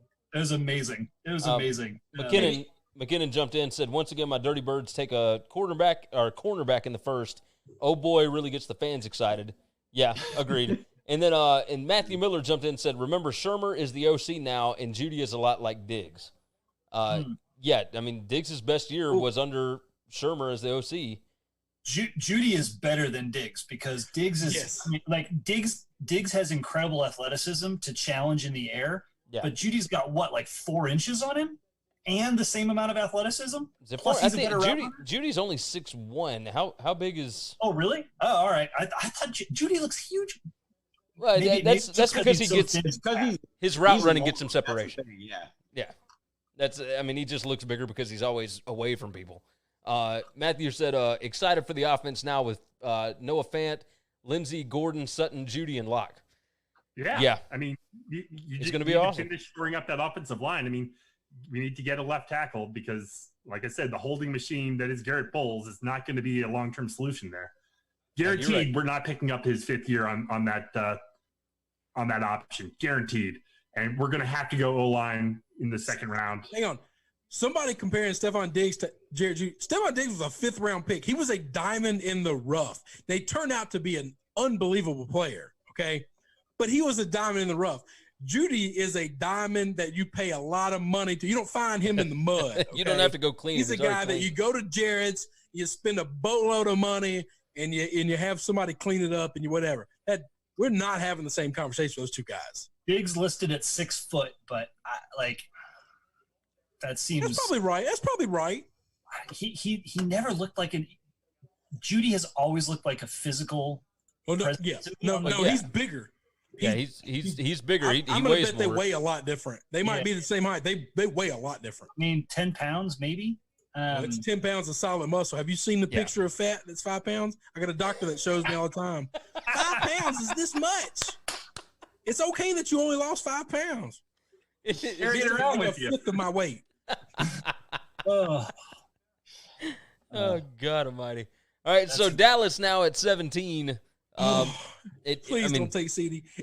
I just want to briefly throw out that Chris, you and I had a long 2.5 hour debate about Mike McCarthy and if he's any good, and Aaron Rodgers and a whole bunch of other shit a few weeks ago. Yeah. And just, I'm seeing Mike McCarthy's mug on my screen over here, and I just he looks like one of Jerry's kids. Let's have a different conversation right now. The upgrade of Mike McCarthy from the Clapper. Yeah. Okay. That is definitely an upgrade. Yeah. That is definitely an upgrade. All right. I mean, let's see what we got here. If they get CeeDee Lamb, I don't know what I'm going to do here. I could see him taking Jordan Love. No, they took CeeDee. Yep. Oh, it's early for Love. Yeah, but couldn't you see Dallas doing that just so they don't have to pay Dak? They took CeeDee. I know, but still. Sons of bitches. I thought Jared was going to screw this thing up, and the best wide receiver in this damn draft fell to him. Yeah. Well, you can blame Gruden, right? Because if Gruden takes old wrinkled ass. Yeah, this is John's Gruden. At this stage, Jerry would probably take Ruggs, right? Yeah. No, I don't know that he would take Ruggs. He doesn't really get enamored by speed the way Al Davis did. Yeah, that's true. Matthew Miller. Every mock draft I saw had him taking a defensive player. Now, I saw every mock draft had him taking a different defensive player, but 0 mock drafts had Judy or CeeDee falling to the Cowboys. Falling to 17. Which is when you say, hey, we're going to throw this shit out the window, and we're going to take this freak right here. Hey, Dak Matthew. Prescott's going to get $40 million, guys. That just happened right now. Dak Prescott just got $40 million because of this draft pick right here. Matthew Anybody Miller else's wanted draft pick change that kind of money? Yeah, he wanted to jump in on YouTube and explain his thinking. He's saying that Judy reminds him of Diggs with the speed and his breakout on routes. So that's what he was saying. Like, it's similar Judy receiver. is about as perfect a route runner as they come. Yeah, yes, agreed. McKinnon said still had a couple solid D-line and linebackers that the Falcons could have used considerably more. Hopefully the Chiefs can give me something to be stoked about tonight. I think the Chiefs are probably going defensive back, I'd imagine. But we'll see. I mean, we still got a long way to go before we get there. Did you just see CeeDee Lamb take his cell phone from his girlfriend? No, I did not see that. But Because I just watched his girlfriend take his cell phone, look at it, and CeeDee Lamb reached over and snatched it. That's a man that knows what's going on. You're not getting him caught stepping. He's already living that Michael Irvin life, and he's not even in Dallas yet. That's right. That's right. God, I can't believe the Cowboys landed CeeDee. Jeez, oh, man, that's going to upset me. Well, Dak, we're going to hear Dak is elite. We're going to hear Dak Super Bowl, Heisman, MVP winners. Dak is going to go through the roof the next 3 months. Before we snap a football, Dak is going to be the most valuable player in all of football right now. All right, so let's talk about what Miami's got here. They still got 5.5 minutes left. Miami needs help everywhere, basically. Is there a tackle on the board that you would take right now? I would take Ezra Cleveland, but I feel like it's too early. I could maybe see him taking him from Boise State at 26. I mean, at this point, do you reach for Justin Jefferson to pair with Tua? I mean, I was thinking that Miami is the most disappointed that CeeDee Lamb just got drafted. Oh yeah, sure. No, there's 100% Miami is wishing CeeDee would have fallen one more spot. Me too, by the way. I would have loved him to go to Miami. Is it really a reach to go Jefferson here? I think so. I think it's a little early. I'm going to tell you this. If they took T or Jefferson, I think that's a good pick. I think it's a very good pick if they take either one of those guys. And I don't think it's a reach right now because the next best tackle, I think you can get with their next pick. Yeah, I don't think tackle is coming off the board between now and their next pick, which is not very long, by the way. I think it's like 23, 21? 26. Okay. They may – the Dolphins may actually go Xavier McKinney here. I was just going to ask about McKinney because, like they need help everywhere. And they definitely need it on the defense. Like a pretty great idea, right, in today's NFL. Yeah, and they traded Fitzpatrick to the Steelers last year, so they obviously need one. How big a gap is there between Isaiah Simmons and McKinney? Like, is McKinney good enough to – McKinney couldn't play linebacker, but yes, McKinney is ridiculous. Like, he's an incredibly good player, incredibly skilled. He would fit here. I thought he would go – somewhere around 20. But, I could also, like, here's one that might surprise you. I think McKinney's the best safety in the draft, but I don't think Antoine Winfield Jr. from Minnesota is very far behind him. Like, that'd be a reach. Thoughts. We have this is a Big Ten boys. That's a dirty name for us. The Big Ten boys, you just said that too. Well, so tell me. We tell have me a lot of Antoine Winfield thoughts. But all right, then talk me out of it because I think he could sneak into this first round. Did you see the quarterbacks that played in the Big Ten West last year? Yeah. Well, I know Northwestern had like 4, right? How many? Yeah, and they were not great. No. Nope. So Winfield was really good his freshman year, was injured and then suspended for some combination of the next 2 years. Do I have that right, John? Like, he basically didn't play football for 2 years. He somehow didn't. That was because of injury. He somehow didn't get suspended. Yeah, for the whole wild sexual assault mania that held Minnesota's football program for a couple of years. Read the report. That's all I'm going to say. Yeah. Read the report. But he wasn't one of the. He wasn't one of the guys that. Read the report. Well, no. What I'm saying is that I didn't think he was one of the guys that that basically got Tracy fired, right? Like, but maybe I'm wrong. That's it. Man, we got y'all on this show for a reason. Come on, man. I'll put it this way. The best case scenario for him coming out of that report is still really bad. Yes, that's the right way to say it. But so, like, the thing is so it's too early for him then. So he didn't play for a couple of years, and then I think he got back in for maybe half of the 2018 season, and then coming to 2019, like, so he's a captain, he's experienced, like he was, considered to be like a stalwart of their defense. He rode that boat all over the field. Yeah, all over the field, right? He had a really good year, but against just a horrific Big Ten West. I mean, Nebraska, Northwestern, even like Wisconsin, who won the division in the end, and like Jack Cohn is like he ain't great. No, so I just like if he had done something incredible in a much different place. He played great against Bo Nix. I mean, cool. The legend of Bo Nix. Sure, a freshman. No, all right. So my guess would be McKinney would be the best fit here, but obviously we'll see. Like I could totally see him going to get Justin Jefferson. But what scares me about that is if you read the Pro Football Focus report on Jefferson, like they don't think he's a first round guy. They think he's like mid-second round. Go ahead. No, go ahead. I wanted to talk about that specific thing just real quick because that was my thing with Jefferson.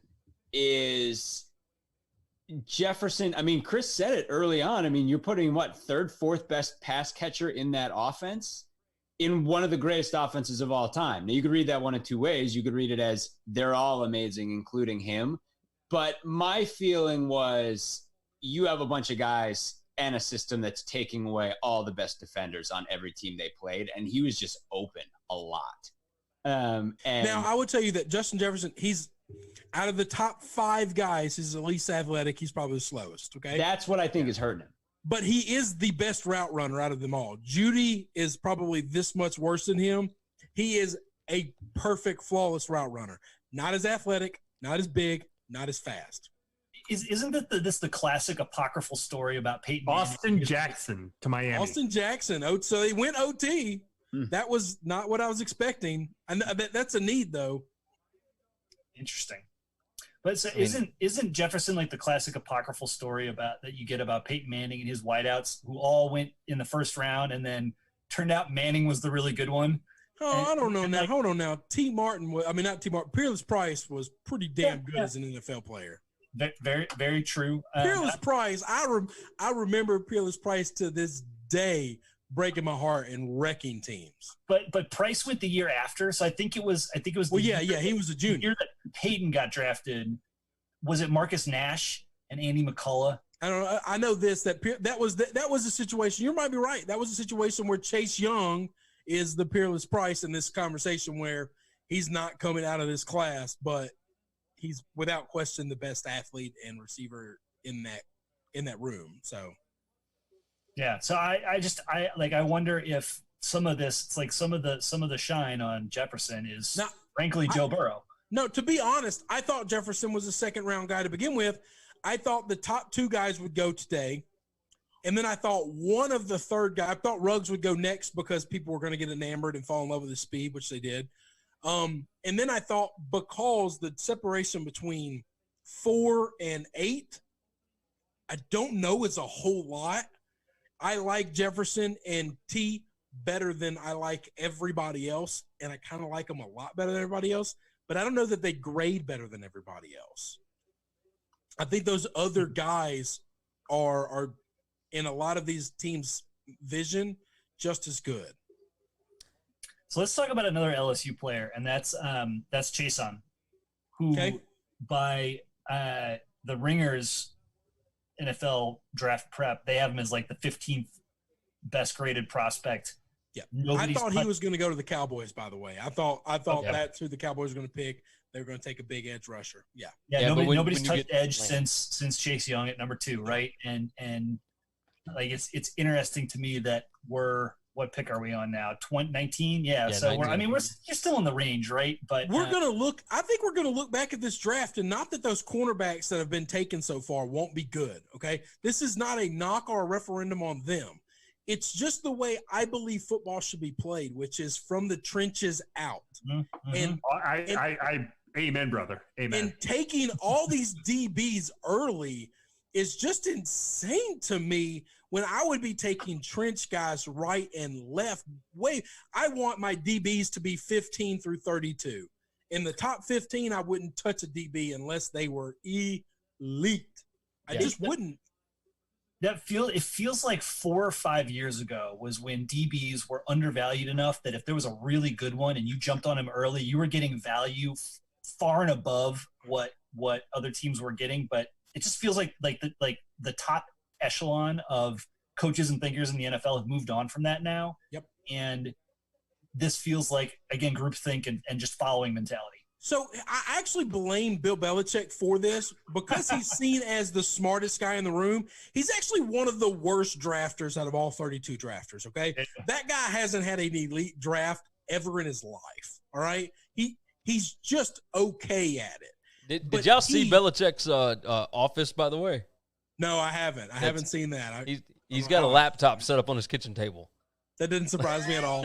I bet he's got a big glass of milk next to it too. I bet he is a milk drinker. That's far less serial killer-esque than Dave Gettleman.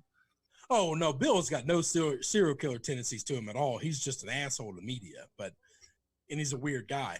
But he's not a good drafter, but he draft DB. I mean, we went through a span of like 8 years where he just took the shortest defensive back ever in history every year. And I'm thinking, receivers are getting bigger and bigger, and you're taking the littlest guy available. What the hell are you doing? And none of them turned out to be great, by the way. Some of them were good. None of them were great. And it was just one of those things where I think the rest of the league is like, oh, Bill's drafting DB guys. I can start drafting DB guys early. And that's not okay. That's just not the right way to do it. Yeah, I agree. Before we get this pick in, Matthew Miller said Eagles have to go Jefferson, right? They can't have ex-quarterbacks playing wide receiver. And then he said they need a receiver. He thought that the Dolphins were going to take Kenneth Murray. And then McKinnon wanted to jump in on me about my Bo Nix comment, because he is an Auburn fan. He said, hey, Bo Nix is the real deal for a college quarterback. LOL. Remember, Gary, Iron Bowl champs. That's right. Iron Bowl champs. Damn Iron straight. Bowl champs. And but they lost to the Minnesota Gophers. Not a damn thing to do with Bo Nix. None of those defensive studs that are going to get drafted this weekend played in that game against the Minnesota Gophers. The Raiders take Damon Arnett. I'm going to tell you this. If Brown played. Wait. Hang on. What? Damon Arnett? Damon Arnett? To our point, this is another cornerback. What in the hell is going on? Maybe I'm wrong. Maybe the game has changed so much. It's so wide receiver and pass happy. You have to have elite corners. I mean, you have to. But these aren't elite corners. I don't think you have to. That's where we disagree. Gary, you can hash out, are they elite or not? Reasonable people can have that argument. I don't think you have to. I still think if you put the quarterback on his ass or make him move out of the pocket, outside of Patrick Mahomes, outside of Watson and Murray, every other quarterback needs a clean pocket to be good in. And damn, just get them out of the pocket, make them make bad throws, and DBs look great. It just happens. You know what's crazy is how many Ohio State defenders have we had come off the board now? 3, right? Including both of their cornerbacks. What's hilarious is not this season, but the season before, those 3 guys all started for a dog shit defense. Bad. Yeah. Ohio State was horrific 2 years ago. We played against that team in the Big Ten championship game and had a great run of success. We lost because they were just throwing the lights out. Because you couldn't stop them. Stop them. But and the other side of that, and again, there's a lot going on that season with Meyer and everything like that. But still, it is pretty wild to look at how bad that defense was with last season. How many good offense, not great offenses, how many good offenses did they play the entire year? Because I count 2. I count Penn State. I'll give them Penn State as a good offense, not a great offense. And I count Clemson. That's the list. They put all these unbelievable numbers up against just crap offensive teams. The Big Ten was ridiculous. So like last year, if you look at the Big Ten East and you look at the Big Ten West, Yep. The Big Ten East, a lot of people's favorite pick was Michigan. And the Big Ten West, we were in the mix as much as anybody else. There was a half of the season. There was a hodgepodge of people who believed in you guys, Wisconsin, Iowa, and Nebraska. Nobody had Minnesota on their board. But what happened was 4 teams everybody loved. Well, what happened was we didn't have a quarterback and an offense. Yep. And Nebraska doesn't have a team. And us being that bad screwed up a lot of the West, and Michigan didn't show up for the first half of the season. And those two things threw a lot of the conference out of whack. But there was not a lot of good offense in the conference. I mean, it was Ohio State. Penn State scored 30 points twice against real teams, and those two teams were both from the state of Indiana. I challenged that they had a good offense. Yeah. I could be wrong on that. Listen, I like to shit on Penn State. That's okay. That's known on our podcast. I'm not a fan of them. But I always just assume they have really good athletes and really good talent. I didn't watch them crazy close. I watched the Michigan game like the back of my hand. They look great for the first 3. Coaching. Yeah. Okay. Reasonable people can disagree with that. Shitty coaching cannot win 8 games at Vanderbilt, all right? And James Franklin won 8 games every year at Vanderbilt. Shitty coaching can't do that. Okay? That's Vanderbilt true. is a trash school for athletics. They are a genius school if you need a doctor or an attorney. If you're going to sue somebody, you go to them. If you need somebody to take the heart out of somebody else and put it in you, you go to them. You don't go to Tuscaloosa. You don't go to Baton Rouge. You don't go anywhere else. You go to them. We won 10 games 3 out of 4 years with arguably the worst offensive coordinator in college football. I'll second that. Like James Franklin is really good at a lot of things. In-game coaching is not one of them. I'll probably agree with that. Like, but okay, so that even makes my point even better. All these Ohio State numbers, everybody last year tried to tell me when they were, I can't believe we fell 3rd and we're, we got to play Clemson or whatever. We're the best team in the country. You're just not. The teams you played are crap. You played one good game all year. That's it. That's the list. Yeah. I'm sorry. They were no better than Clemson, and that was proven when they actually played Clemson. Hey, they were no better. Let me jump in with Sam here real quick. I'm gonna guess. We had you on the show on Monday. I'm gonna guess we got our best meme, which was CeeDee Lamb taking that phone back from his girl. That was a good one. That's got to be a good one. I've seen it on Twitter like 5 times already. Yeah. We haven't gotten many memes, which is crazy. I thought Gettleman was going to give us one. I thought Gruden was going to give us one. They haven't even showed Gruden a lot, and when they did, it's a family picture. Did you see Gettleman putting on the mask? Like it was. Yeah. No, Gettleman's definitely going to. We're going to get memes out of Gettleman in the mask by himself. All right. Gary Jones on that $250 million yacht, maybe. Yeah, I want to see more of the yacht. Come on. Yeah. Hey, just going back to that Raiders pick. He was on the yacht. That's where he was. Oh, that was a yacht? We weren't just joking? It's not like his house? That's a legit $250 million yacht. Wow. Nautical pick. Can't hide money, baby. Can't hide money. I've said that my whole life. First nautical pick in NFL draft history. Yep. Hold on now. Not the first nautical pick. Joe Thomas on that fishing boat. Joe Thomas on a fishing boat in Lake Erie. That's but he didn't make the pick. He was being picked. Right. That's the first nautical pick in the draft. I don't know what to tell you. We're getting into semantics. So going back to the Damon Arnett pick in the Ringers big board, he is slotted one spot ahead of AJ Terrell. So in that microcosm of a world, like the Raiders got some value. And now, I don't remember is Danny Heifetz or Danny Kelly the draft guru. It's Kelly. Listen, I will tell you this. I do trust him more than most of these guys that do this for a living. He's really good.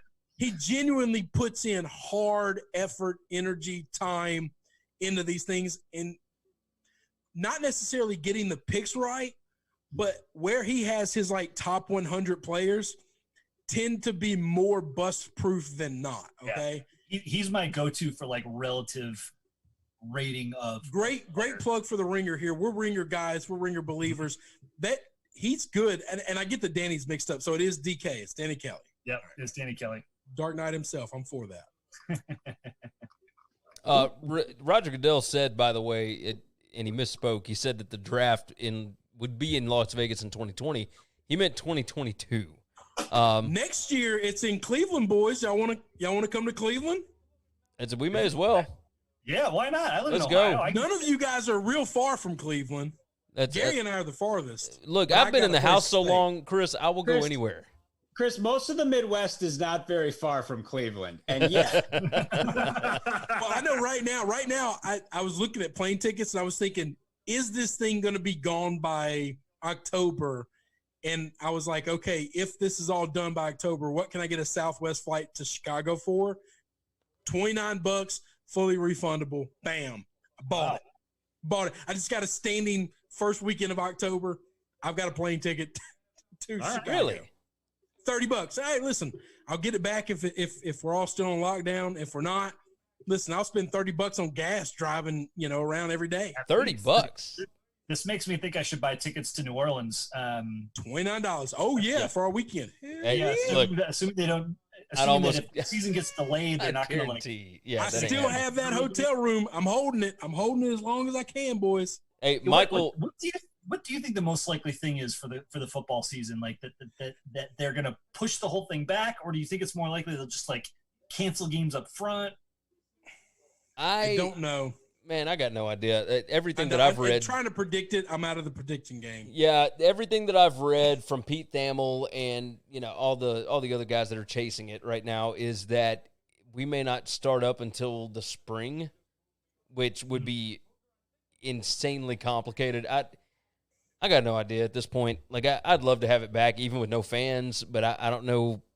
I mean, I don't know how you say that it's safe for players to be on the field if it's not safe for the fans in the stands. So. Let me jump in on some of these comments real quick. I got behind here. Let's see. McKinnon. You know what? I'm not getting in there.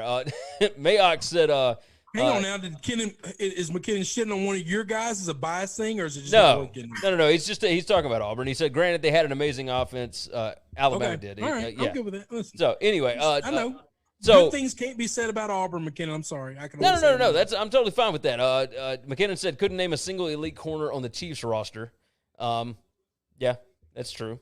It didn't necessarily need it. They did have Honey Badger though, and I think I like to look at it as he covered everybody.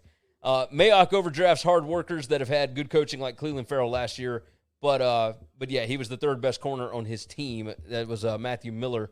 And then Miller also jumps back in. He said, Chris talks crap because sadly OSU is putting together the best recruiting class ever in 2021. Chris pays zero attention to recruiting classes. I don't know if you know this or not, but the fact that you're recruiting a bunch of good guys, I could care less about. Yeah. Chason just went to Jacksonville, by the way. There you go. I'm Chason? good with that. Jason, yeah. I missed that. That doesn't shock me. They've let a lot of defensive linemen, defensive talent go. They got to reload there. Well, and especially if they're going to move Yannick Ngakoue. But this didn't take the Eagles long to get their pick in. No, Eagles going in quick. Are they going for a receiver? You're right. That's their biggest need. This fits what we talked about earlier. Like I feel like teams have been going way before the clock is up. And it just makes me think that there's not a lot of calls around trades and that sort of stuff happening. But some of these guys, like because of the guys Broncos falling. waited about 2 minutes to take Judy.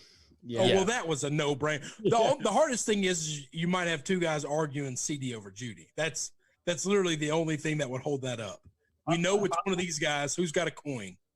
A lot of why I keep bringing this up is I'm just psyching myself up so that the Vikings are not going to F this up and like let the clock expire before submitting their pick. You're not going to do that. You're not going to do that. I'm scarred, man. I'm scarred. 2 years in a row. Nonsense. Man, looking at this wide receiving core for the depth chart for the Eagles is just kind of embarrassing. Yeah, that there's Greg a professional football team that looks like that. Well, everybody got hurt. Hey, Michael. No, these are guys that are on their roster, and they're all healthy today. Yeah, they're all healthy. Still Yeah, good. but this was the last 4 games of 2019. What I'm saying still is, suck. Yes, but all of your starters got hurt. Like it's, I'm not going to They're on the fault them phone for with that. Jefferson. Jefferson has a suit. Yeah, it's got to be Jefferson. Does he have Michael, a tie? Is that a tie? Yeah, That's the he first just- tie of the night? Yeah, but I'm looking for draftees. Yeah, okay. Yeah, he does have a tie. About? I'm looking at Jordan Jefferson. Sorry. I'm behind you by like 5 seconds, man. Remember, I'm streaming. I'm streaming. I'm like 2 minutes behind. What the hell? Hey, Click. Whiteside is that embarrassing? I don't think he's proven to be very good. Not yet. But he hadn't had time to really develop either. I mean, last year was his rookie Receivers don't develop anymore, man. It's not a world where the third-year receiver is the breakout. Rookies come in every year the last 3-4 years, and they're either good or they're not. Yeah, that's true. Michael Fritz, our buddy out in California that's the big Broncos fan, said they show Gruden explaining to his kid how he's the smartest guy around. What an idiot. And he said, sign me up. I'll come to Cleveland. I just bought tickets to Nashville from Cali and back for $30. He said, I'm telling you, Southwest, I swear to God, I think every flight's just $29. That's just buy a ticket, please. McKinnon tried to correct me. He said, no, the Chiefs. I did say the Chiefs didn't have an elite corner, right? Yeah, you did. Okay, yeah. And now Matthew Miller's got a question. He said, if you had to bet now who wins the NFC South, Saints or the Bucs? Oh, that's hard. I still like the Saints roster until you prove otherwise. Yeah, I'm rolling Saints. I would probably bet the Bucs just because I don't give a shit about the money. I'll just make more. And I'm just going to go with my guy. I got Bruce Arians. I got Tommy. Yeah, it makes At the sense. risk of angering you, Chris, I'm just like the reality is Tom Brady is older than any. Hang on. Tom Brady right now, better arm than Drew Brees, no question. If you look at last year before Drew Brees broke his thumb, Tom Brady's arm's got way more life left in it than Drew's does, and it's not close. Yeah, I might buy that.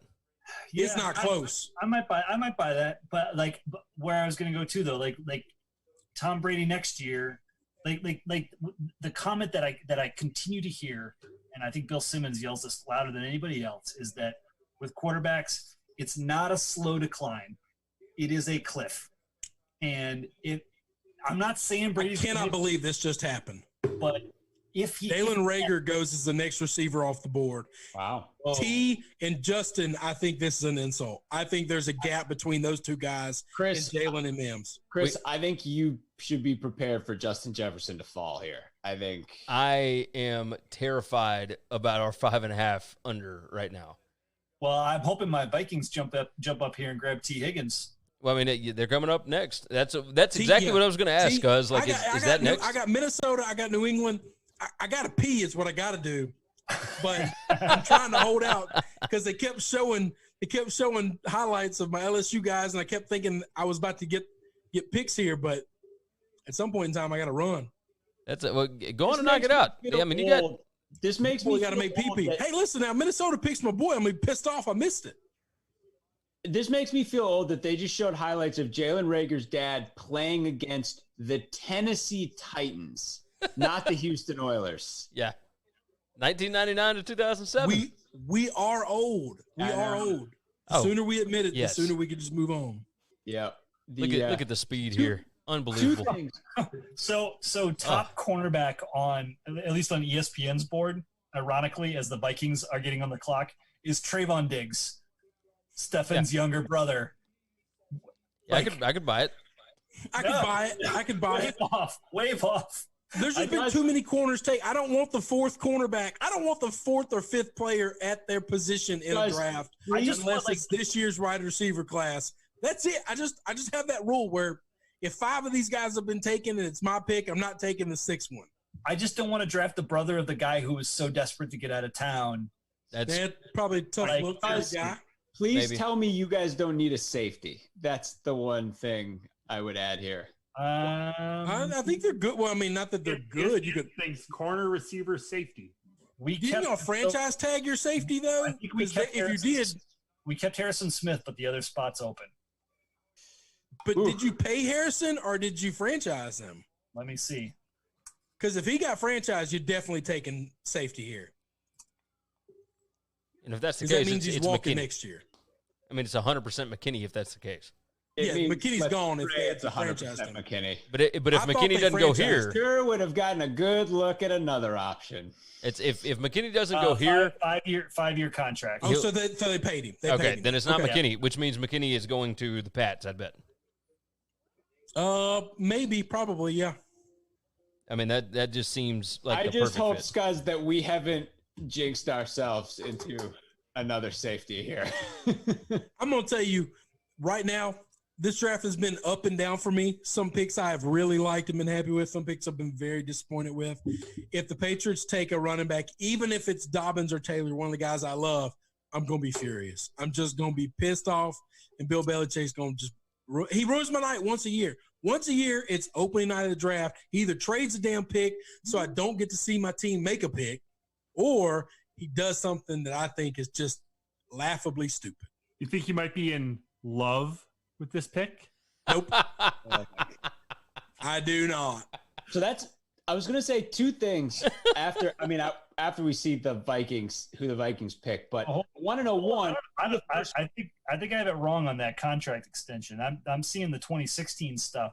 I'm not seeing anything. Well, if it was 2016, he had a 5-year deal. He'd still have. Oh, that'd be it. That would be up. That'd be it after this year. Shit, this might be McKinney. Yeah.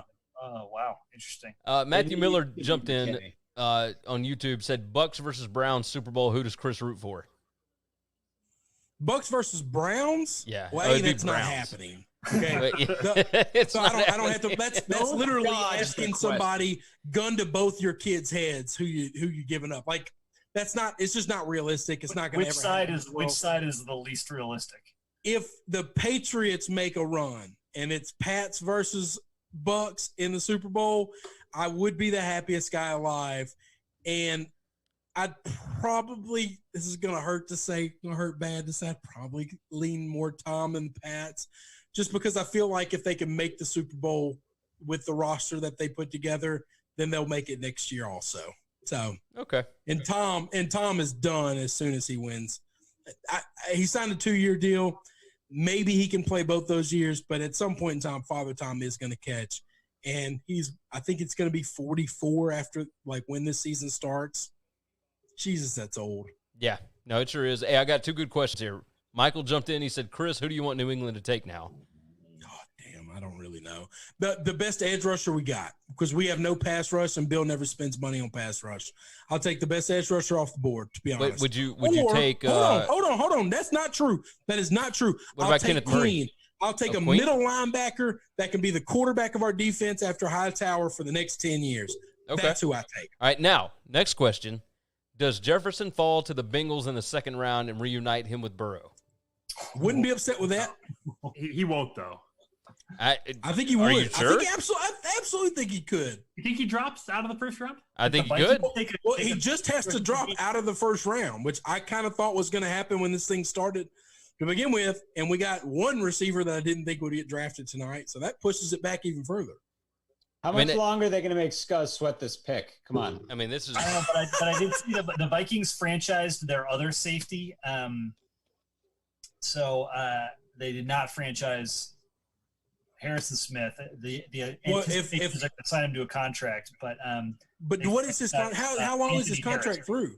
Because if it was 5 years in 2016, 2020 is it. Yeah, so it's up, but the thought is that they're going to extend him. But they franchised Anthony Harris. And they've lost everybody at corner. That like Xavier Rhodes is gone, and the other dude is gone, and the other dude is gone. So this is where drafting for need kills you, because while I wouldn't hate at this level 22 taking a cornerback, I just can't take the 5th best cornerback off the board. Hey, Chris, you have to take a white out here. Chris, you might want to run to the can right now because Pat's just traded it back. Oh, good. Well, hang on. I'm gonna see this pick, and then I'll run in the can. Pat's just traded back, huh? You got that news that happened? Yeah. Schefter's reporting to the Chargers, who gave up a 2nd and 3rd round to move back into the 1st. All right. So I don't get to see my Patriots make a pick. That's par for the course. I was expecting that. Better than a running back. Yeah, Adam you called Schefter that today, has actually. reported that Bill Belichick is the coach of the New England Patriots. Holy shit! I just looked at my phone to check it. I told you my phone was going to blow up on the Cowboys. I have 91 text messages. 91. I have 91 text messages. And none from us. In that one group chat full of a bunch of Cowboys fans, I clicked on it to clear it out. I have 3 left. That was one group of people shitting on me. Good gracious. Oh, shout out to my boy K-Hawk keeping me honest on who the Vikings tagged and didn't. There you go. All right, who we got? Here we go. Minnesota. Give me a pick, and then I got to pee.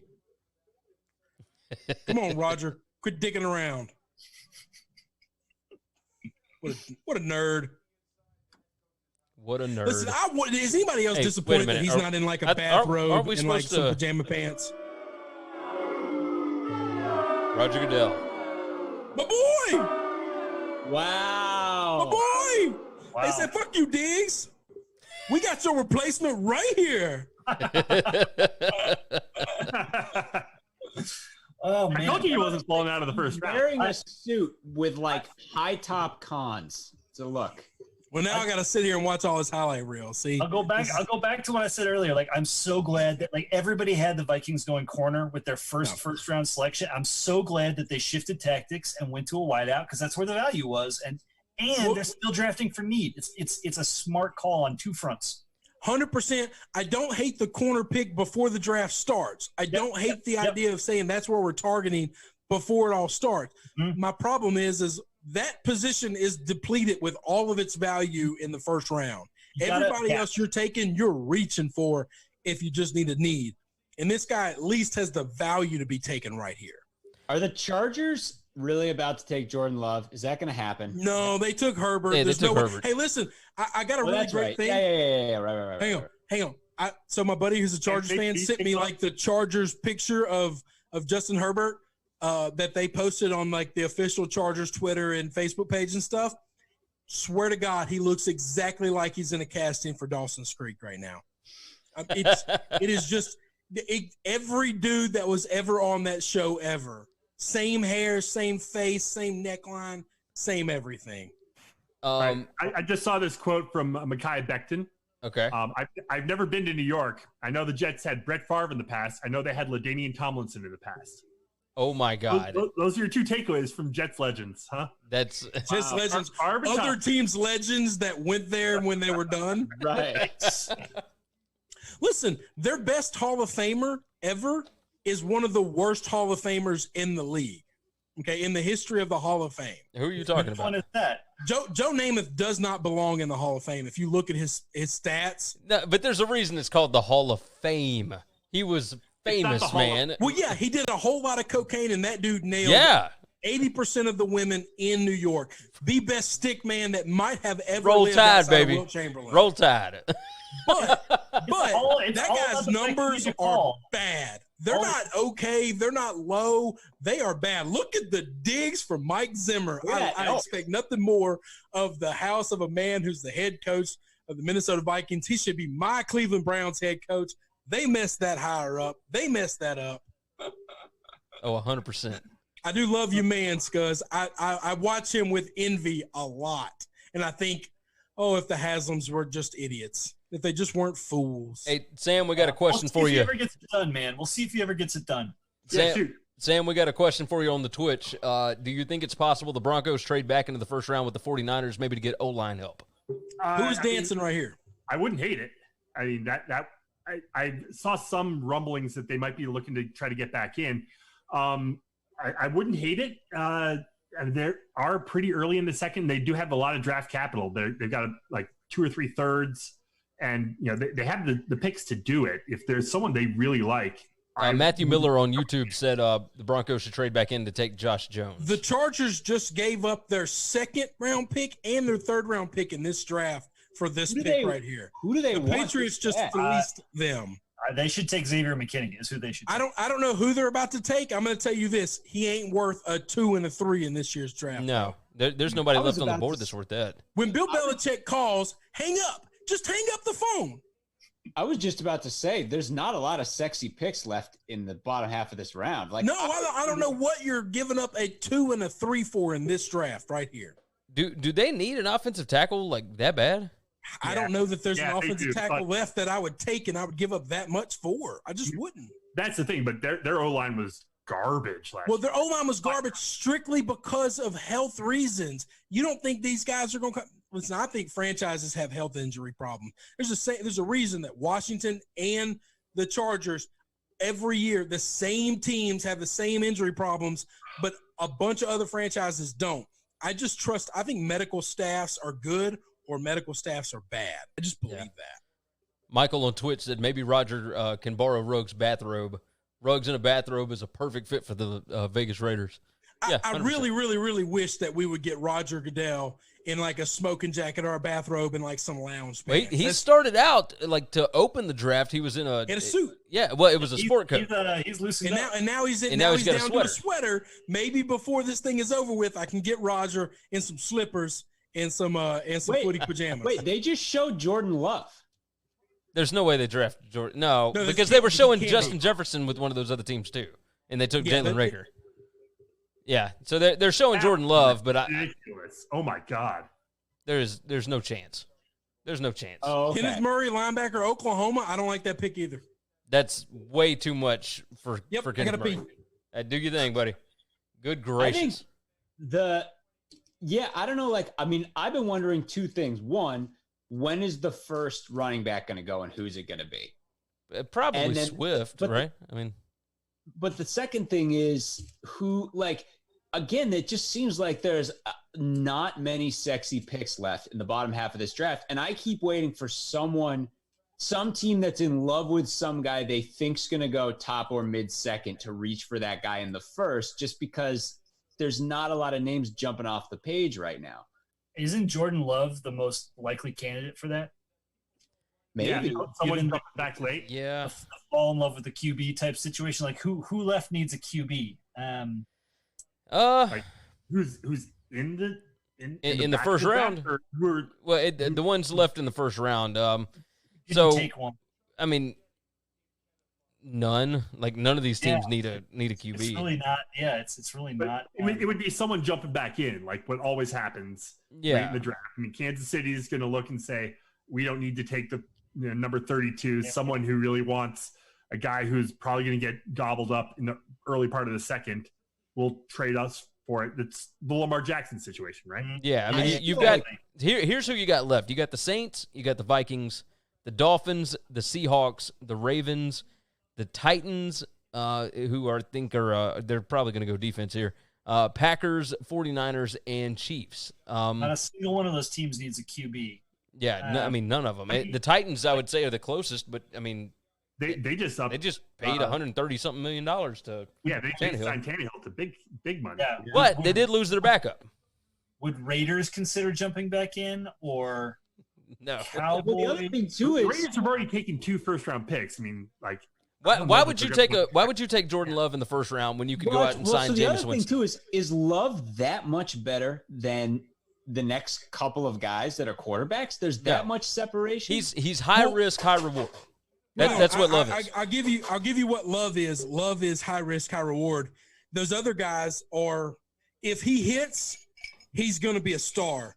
And if he misses, he's going to be out. Those other guys could kill your franchise for 10, 12 years. Yeah, Fromm and Eason are like the biggest stayaways I've ever seen in my life. Hurts is interesting. I just heard enough chatter about what a Bill Belichick could do with Jalen Hurts. Yeah. And it's like I'm intrigued, but yeah, to me, like, don't touch a single one of these QBs after Love and Hurts. Now, Matthew Miller on YouTube does bring up an interesting point. Jordan Love to New Orleans because, I mean, their backup is Taysom Hill. Yeah, I mean, that's not terrible, but, you know. But why would they bail on Hill, right? Well, they have other needs, right? Yeah, I think so, but I mean that roster's pretty stacked, man. I don't think that they have any real needs. I mean, I could see them taking a flyer on this. Let's put it this way: the Saints are all in to try and win a Super Bowl next year for Drew Brees, and they've got Taysom Hill to spell Drew Brees at times. Yeah, but if Brees gets hurt for 5 games like he did this past year, there's no Teddy Bridgewater. If either one of those guys gets banged, like they're toast, right? Yeah. So I don't drafting another QB in that line is not going to get you where you want to be. They've got to find depth somewhere else. And I don't know what their needs are, but I just think that would be short. They need to fix that secondary. Xavier McKinney would fit in well there because they got roasted a couple of times last year. Yeah, McKinney's ready to come off the board here. I'd say he's as high grade as anyone you've got left at this point. Well, he's according to ESPN, he's the best left on the board. His overall rank was number 17. Yeah. So I mean that would make sense. I don't know. I mean they might could use some offensive line depth. If that's the case, I could maybe see him going Ezra Cleveland here. They had him 26th. They have Gladney, the cornerback from TCU, rated higher. They've got Patrick Queen rated higher. But in terms of like secondary, it's Gladney and then McKinney. They've got Jalen Johnson out of Utah right following McKinney. I mean, if they want to help their defensive line again, AJ Epinesa is still there. Epinesa seems like that seems like it fits what the Saints have done in the past too. Yeah. Right, like trying to like triple down on line players that can disrupt. Yeah, that's I guarantee one of these teams is going to end up taking a damn wide receiver, and I would bet it's going to be the Packers. So that's the thing. I was there. If you list the guys to me who someone could jump up and we'd be like, oh wow, but I don't hate it. He wasn't on it. Like Visca would be one for sure. Oh yeah, he goes at the end of the first. Who hates that? Like, I don't care. He's technically graded low. If you want a wide receiver, you might as well take him now.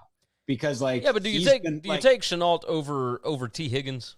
I mean, that's the question. There is it's apples and oranges though. They're like, except that one doesn't have a medical history. One guy is an all-around good guy, and the other guy is just crazy speed. The other guy can do so much more, and he's an elite wide receiver. Which one are you talking about? Because I feel like Chenault is the elite wide receiver.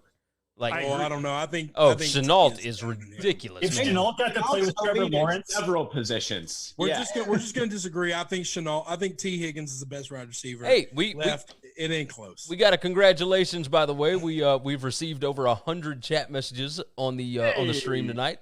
So everybody that's tuned in, we appreciate you guys for knocking that out. McKinnon jumped in and said, "Y'all see how much of a stud Akers looked like at the combine? That dude is a damn monster. If the Chiefs paired him with Damian Williams, they would be damn hard to stop on the ground paired with that ridiculous air assault." Yeah, I agree. Let's see. Matthew Miller said Hill is 30 with under 20 pass attempts. Who? Yeah, if you forget he was BYU, so he's older.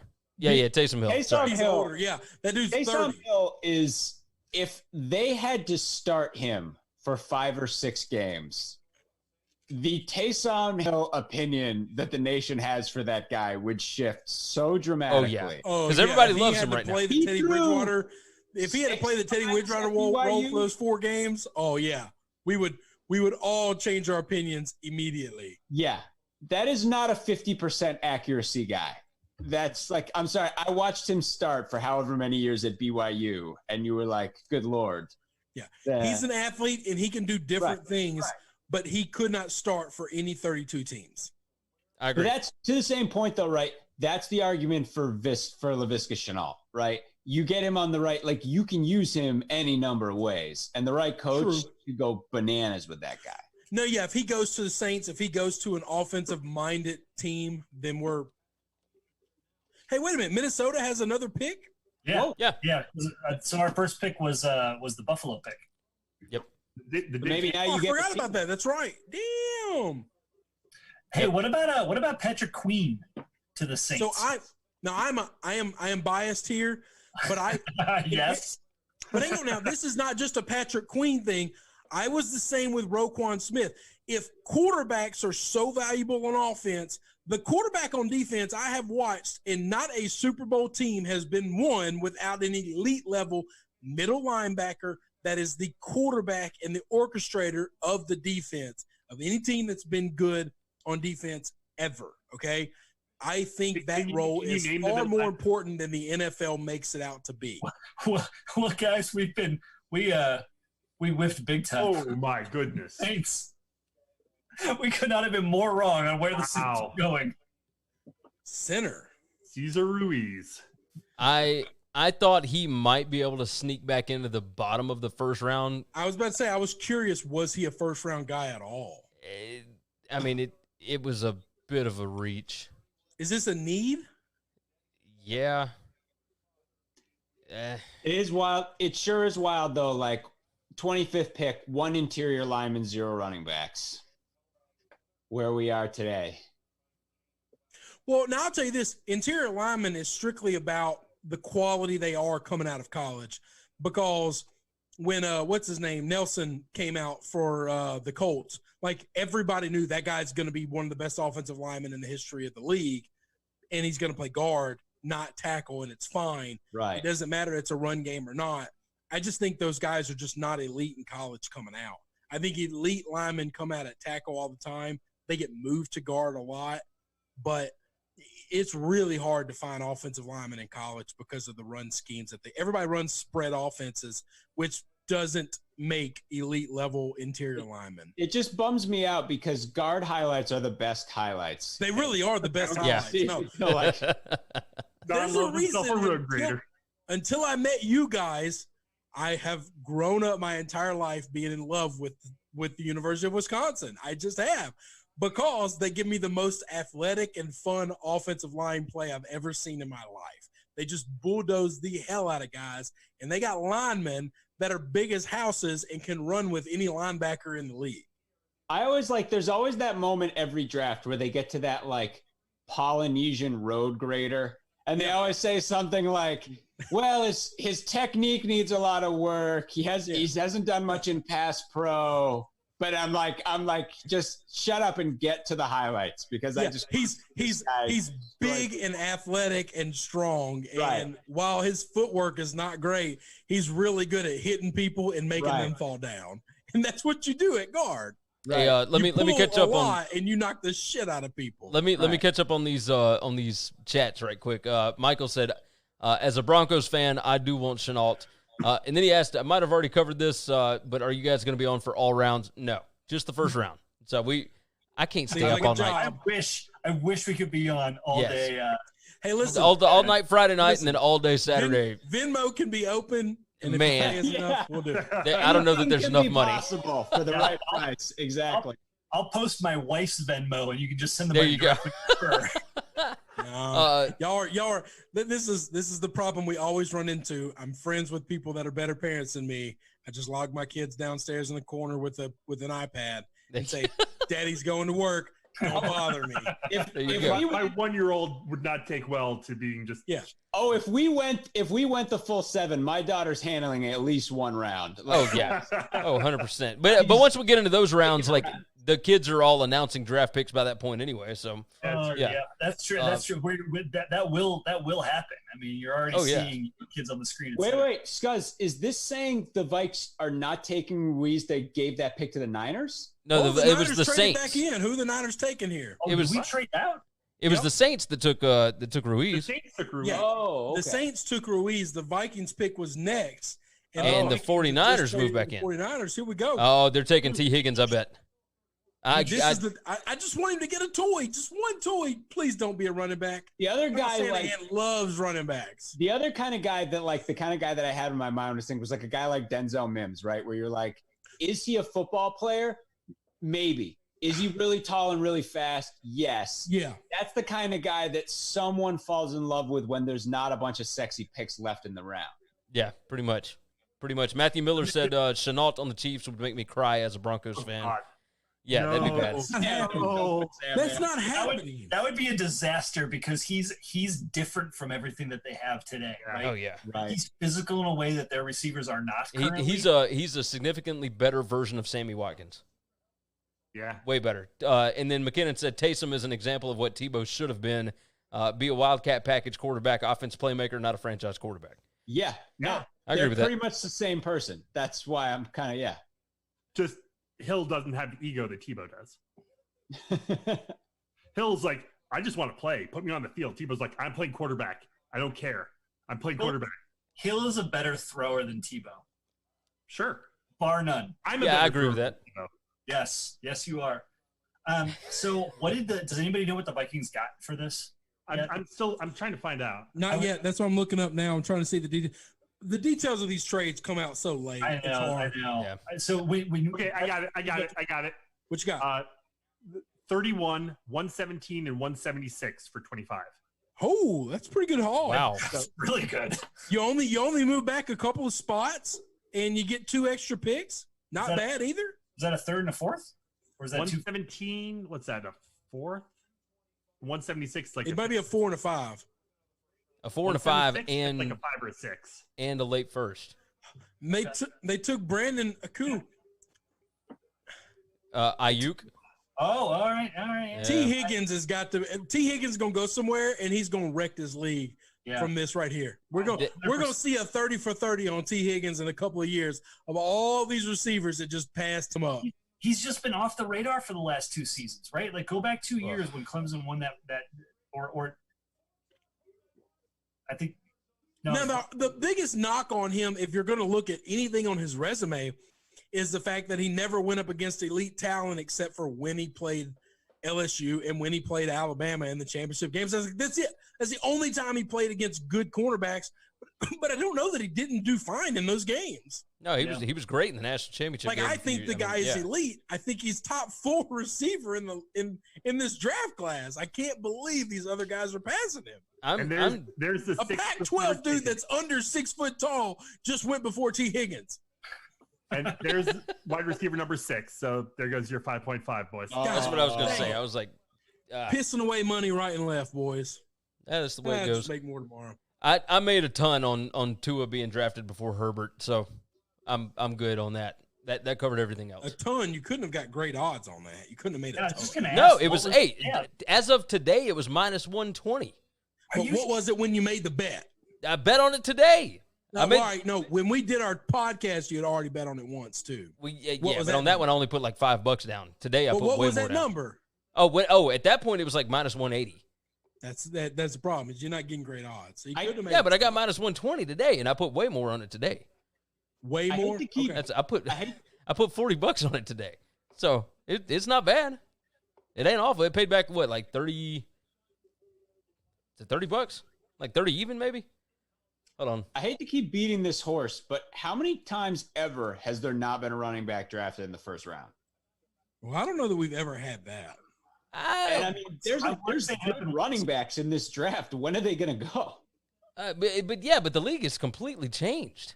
Like, you see how many wide receivers have been drafted? Oh, for sure. But there are like 5 different guys who fit that. Like, I'm 5'9", 5'10", I'm well built and I can catch. I thought Dobbins, and I still think Dobbins and Taylor. I'm gonna tell you this: if Baltimore gets up and Dobbins and Taylor are still on the board, you can chalk it up. They taking them, and that run game is going to be impossible to stop next year, boys. I will be looking at NFL Super Bowl odds for them if they take one of those 2 guys in this next couple picks. Yeah.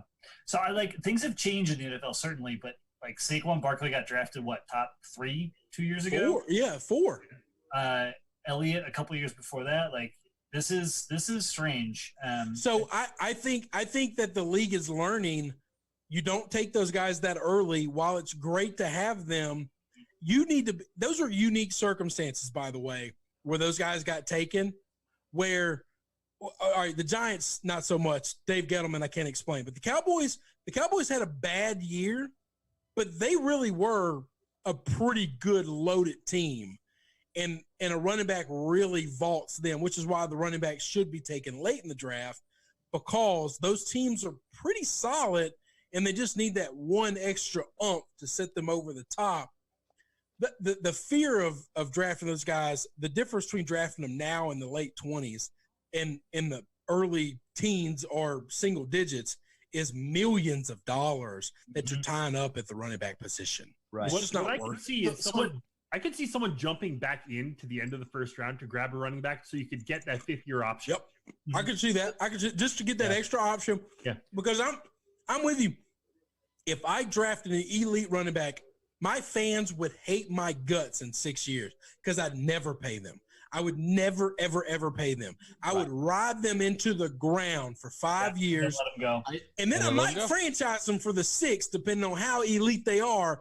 And then how much the franchise is. But the franchise ain't ever going to be a lot because none of these guys get paid that much. The elite guys do, but the problem is there's only 1 or 2 of those at a time. It's a combination of 3. The franchise for Derrick Henry was what, $13 million or $14 million? $13 million, but I'm not tied up any more than 1 year. That's true. So that's the thing. The issue is not $16 million for McCaffrey this year. The issue is in 3 years, is he going to be worth $16 million? I think not. because I see the way they run him, and statistics and history say that's just not going to happen. You give me 6 years of a guy's prime, I'm going to ride him into the dirt, and then I'm going to apologize for everybody that bought his jersey because he's gone. That's why I think. I mean, we talked about this before with Tex. I really think A.J. Dillon might be the best running back in this class because when he's gonna go. Wait, so he may be the most valuable. Like, I don't know that he's the best. But here's the thing. It's all how you view best. Hang on now, right now. If J.K. Dobbins goes to the Ravens right now, that's insane to say that's not elite level value for a team that is built to run the football. But what about Jonathan Taylor though? But here's the thing. Or Jonathan Taylor. Either one. We're splitting hairs. It doesn't matter. If they get one of the top 2 running backs in this league, no team in the NFL is built to run the football like the Ravens. So this is the weird thing though. Like Taylor and Dillon are the 2 most similar of all the guys. Because the big worry with Taylor is everyone's like, can he catch? Which he probably can. They just don't do that at Wisconsin. But Taylor and Dillon, all they did was tote the rock for massive amounts of yards. The difference is Taylor's way smaller. But that's the thing. Dillon's 250 at least. Like, if you draft that guy, he's a number 1 running back. That guy's designed to carry the ball into walls worth of guys. Like, you're not throwing to that guy on first down.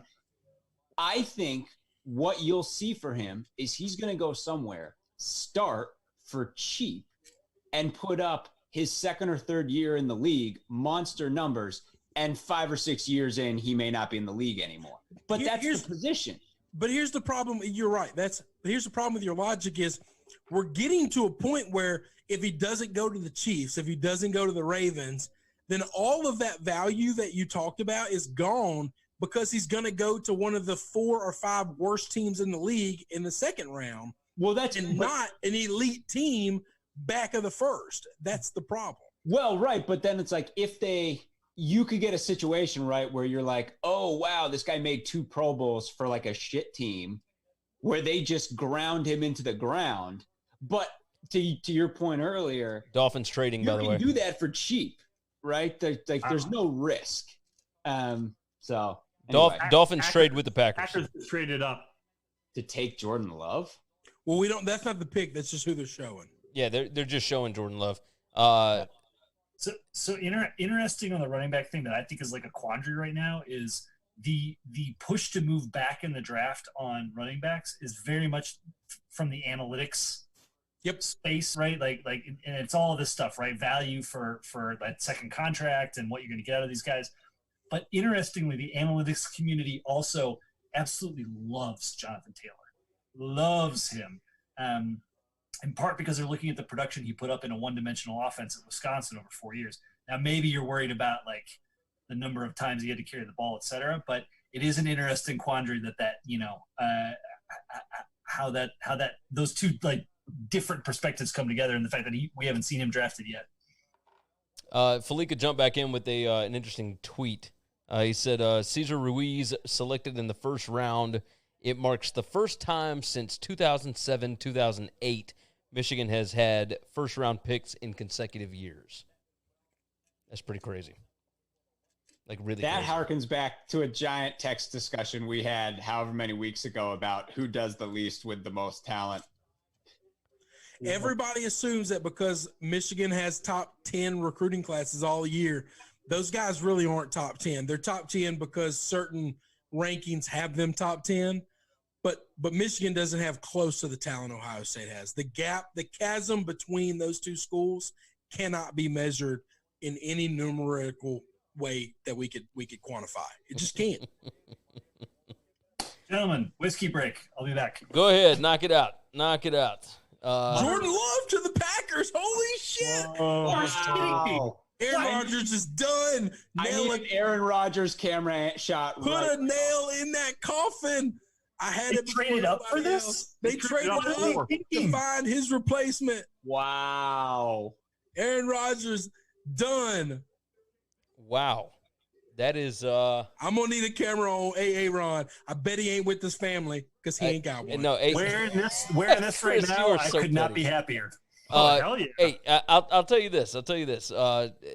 This is interesting. Remember, Aaron Rodgers sat behind Brett Favre forever, Hang on, but different front office. Different. And the league was different. Also, Yeah, the league was completely different as well. This is interesting. This and they didn't move up to get Aaron Rodgers. Aaron Rodgers fell to them. Well, but at this point, Jordan Love also kind of fell to him too. No, he didn't. No, he didn't.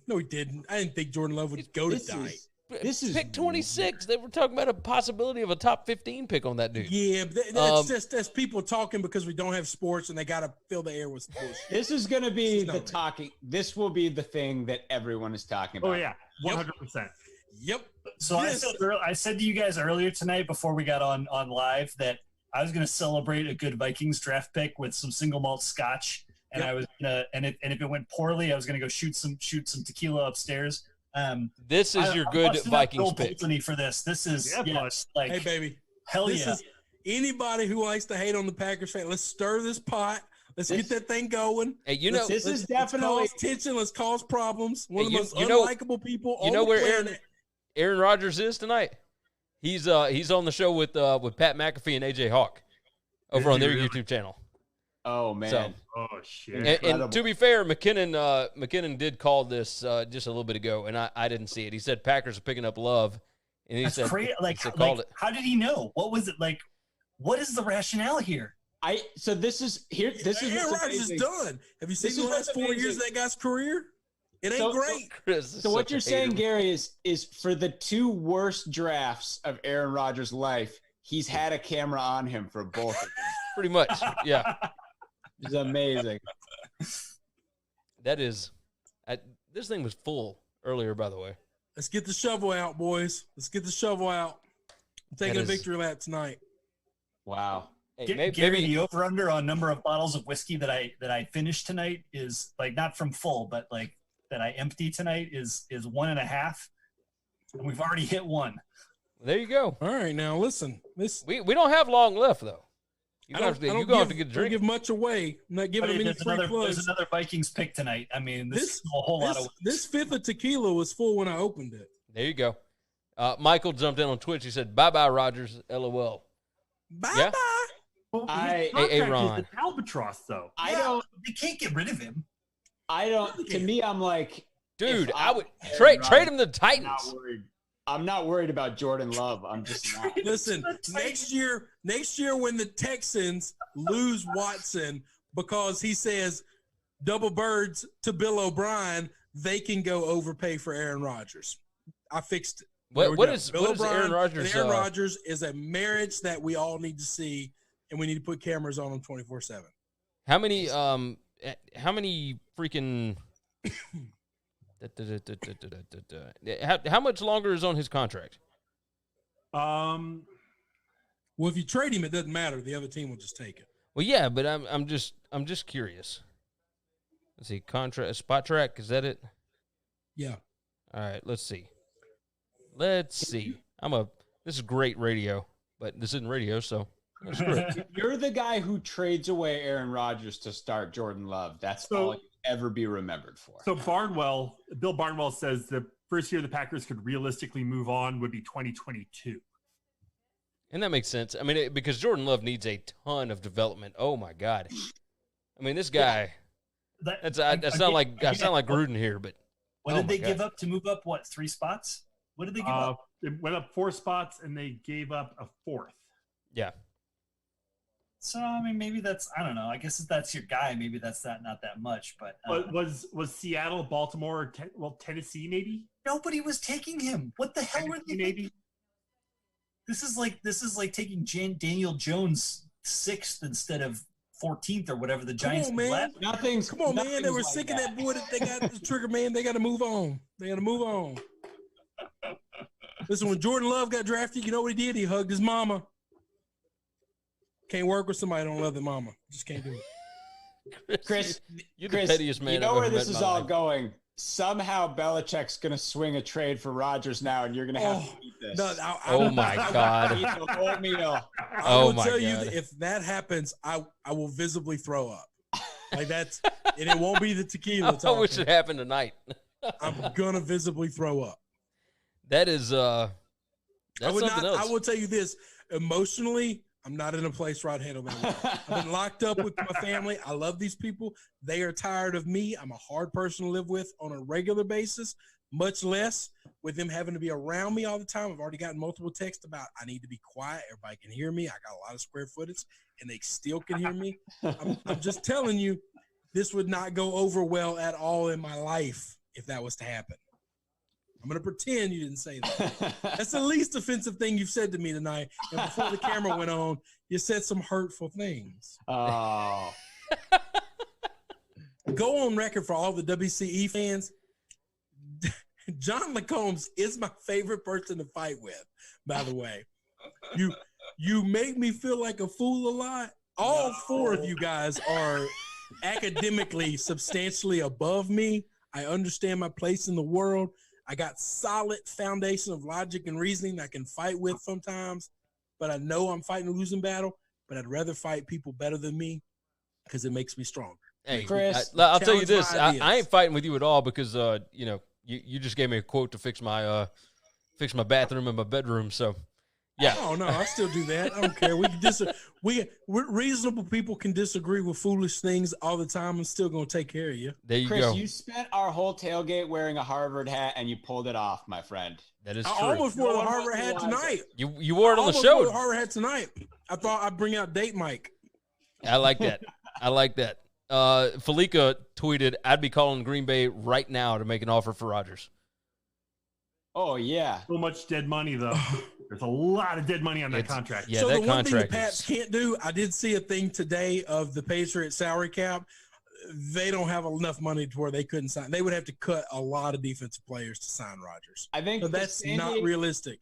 The San Diego Chargers right now need to offer Herbert and a lot of money shit. for Rodgers and be like, there, All right. open competition, go nuts. We will take however much money he costs. I really do like the Chargers a lot.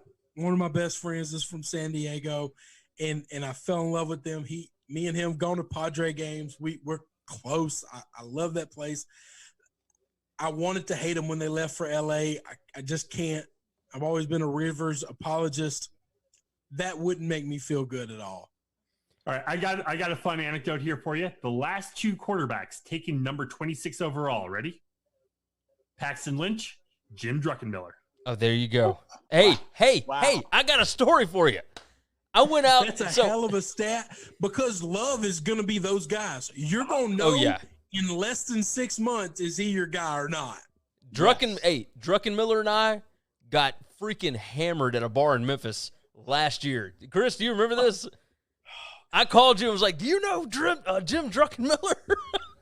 Gary was going to help him get on with the podcast with us and all this stuff. Yeah, I remember this. He works in Memphis. He and his dad were out at a bar, and we went to see. Both of those guys got Memphis ties. We could get them on the phone right now if we had to. Oh, I text back and forth with him once every few months anyway. Like, I'd just rather to see have what's Jordan up. Love on the phone than both those guys, but I'd take them right now. Oh, hey, maybe not. Here's Chris Felica's latest tweet just 10 seconds ago.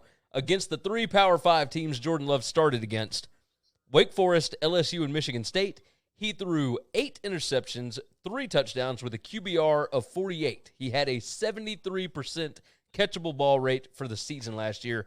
Not saying that didn't happen. That is I would bottom. like to take LSU out of that. I get a lot That's of. ranked lower than 90 out of 106. I would like to take LSU out of that and see the stats because that defense he went up against LSU is one of the best defenses in the world in college football. So I'd like to take them out of it and see what he did against Wake Forest and the other school. Like different. Didn't you and I watch him against Alabama and say, "Look what we did against Power 5." Like, come on, man. You and I watched him against Wake Forest, like because we were at the casinos that night. Yeah, because it was on the ACC network, and we went over to Gold Strike and couldn't watch it, and went back over to Horseshoe and could watch it. That's right. That's right.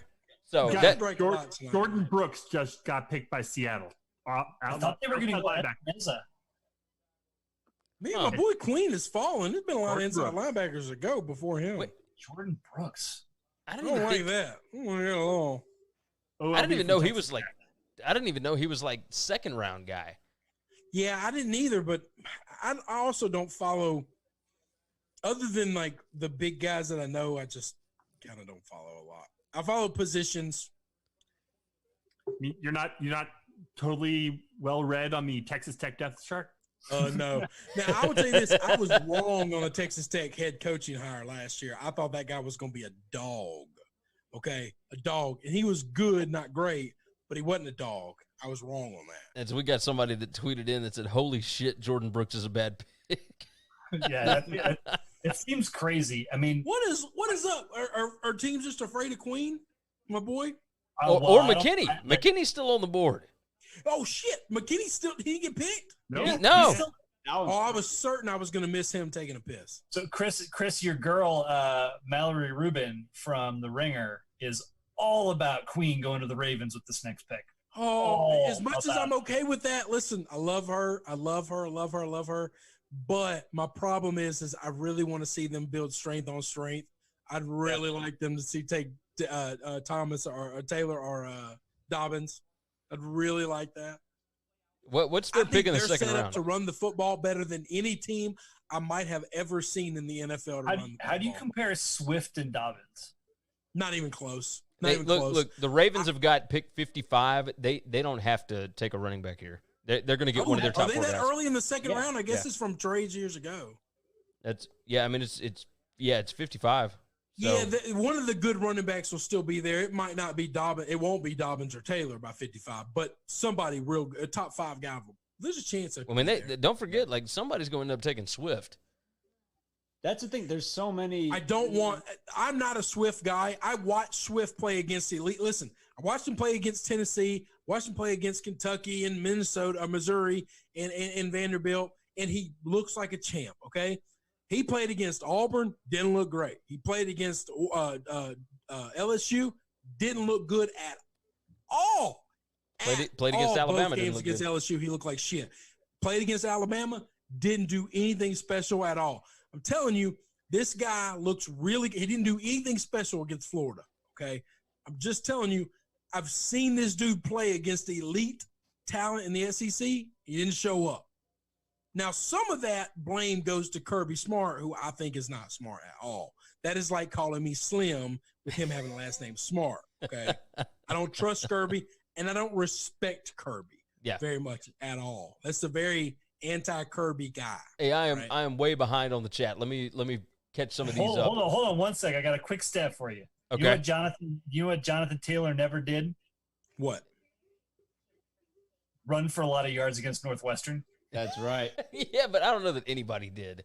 We held him under 120 for 3 years straight. I could totally see that. I could totally see that. And his average against us looks like shit. But most of y'all's games ended outside of the games where you got blowed out. Most of y'all's games ended up like 13-17. I mean, let's be honest. Wisconsin, I don't know, man. Ohio State scored 45 against them and 52 in the last 2 years. Against elite teams, most of those teams. Wisconsin was not an elite team. Wisconsin had a really good running game. That's true. All right, McKinnon said Rodgers is just getting old and has maybe 2 or 3 legitimate playing years left. Not necessarily all the Packers. 3 is a long shot. He'd be 39 in 3 years. Michael said, I would still take Rodgers in Denver. The Boat Show on Periscope jumped in, said, is Tua's dad still going to beat him with a belt when he throws an interception for the Dolphins? Probably. McKinnon I'm said, not drunk enough to say the mean things about Tua's dad that I want to say, but that's all right. Curious to see if Rodgers treats Love how Favre did or actually helps train him up with as much crap as he talked. No chance Rodgers spends guy, Aaron Rodgers. Yeah. 3 seconds. Yeah, he is definitely not known for being a decent dude. Yeah. Right? Matthew Miller He's a competitor. He's a winner. He ain't a good guy. He ain't training anybody. Oh, I agree. Matthew Miller said LaFleur firing a shot at Rodgers, saying go back to being old Rodgers or you can take a seat. McKinnon said, Chris, don't worry. Rodgers is too much of a prima donna to play for Bill. Let's see. Yeah, no doubt. The Patriot way would not be good for Rodgers. He does not handle structure or people telling him what to do well at all. No, you're right. Mark of a guy that don't love his mama, by the way. Oh man, keep going. You can speak this trade into existence. Trubisky. Tom McGrath said Trubisky love an NFC North rock fight. Well, hang on now. That is a shitty thing to say about Love, okay? That is a shitty thing to say about Love. He didn't do nothing wrong to you, all right? That's our boy, Tom. That's our boy. He's got potential to be good. Trubisky has no potential at all. There are Michael people said in my cell phone that can outplay Trubisky at quarterback right now. Michael said Paxton Lynch is a curse is word. Legitimately boomer bust. Trubisky was just bust from the get-go. Just bust from day one. Oh, Matthew Miller said there's talk that the Broncos may be trading back in to take Queen if he's still there at the end of the first. And yeah. And then Tom McGrath. If you pair Queen with the last couple of years of Von Miller and Chubb, I might need new pants. Yeah. And then Vic Fangio, holy shit, that front seven. Von Miller seems to be, I don't know, maybe there's. Oh yeah, he gets edge rushers. They have a shelf life. Okay, he's been doing this for a decade. It's really hard to do for a long time. He's starting to get up there, but if Chubb can stay healthy. Oh my God! I just believe in quarterbacks, and I don't see middle linebackers any different. The Patriots went to a different level. They were a terrible defense. Okay, when they played the Eagles in the Super Bowl, and the 3 years before that, they were a god awful defense. And the first thing they did was they said, "Listen, we lost our quarterback in the middle of the field that called the defensive plays. Hightower, we're moving you from edge rusher to quarterback of the defense. We're moving you to inside linebacker, and you're going to call the plays." I think, and when that happened, they immediately went to one of the top 3 or 4 defenses in the league. I think the quarterback of the defense is just as important as the quarterback of the offense, and that guy can play for a decade. I don't know why middle linebackers don't get drafted higher. I just don't. I still stand by the fact that if I was the Cleveland Browns general manager, I would have taken Roquan Smith #1 overall instead of Baker Mayfield. I stand by that. I think the Bears have a god at middle linebacker. Oh, there goes Queen. Your boy Queen. There you go. All right, Mallory. Queen All right, Mallory. Listen. As soon as this pandemic's over with, you leave your husband. I'll fly. I got a $30 plane ticket to LA. Take you out for a nice steak dinner. So Tom she loves McGrath, ice cream. I got you, baby. Tom McGrath on Periscope said, "I'm not a Swift guy. Visual evidence to the contrary." Talking about you, Chris. Let's see. Michael Fritz. Vaughn had no help on the other side or help on offense. Give him Chubb and a lead, and he's back. Now. Interesting tweet from SportsCenter from a few minutes ago. I didn't realize this, but this just goes to show exactly how poorly run that Green Bay front office is. Jordan Love is the first skill position player picked by the Packers in the first round since Aaron Rodgers in 2005. They have not gone to get him any help on offense since he was drafted. Hang on. In the draft, they've been super active in free agency. No, they haven't. Only the last 2 years. Like, what are you talking about? For years, they wouldn't touch free agents. That place is Green Bay is ludicrous, and this was part and parcel of our debate a couple weeks ago. Like the numbers Rodgers has put up with little help from his team, both schematically and on free agency. Devontae Adams.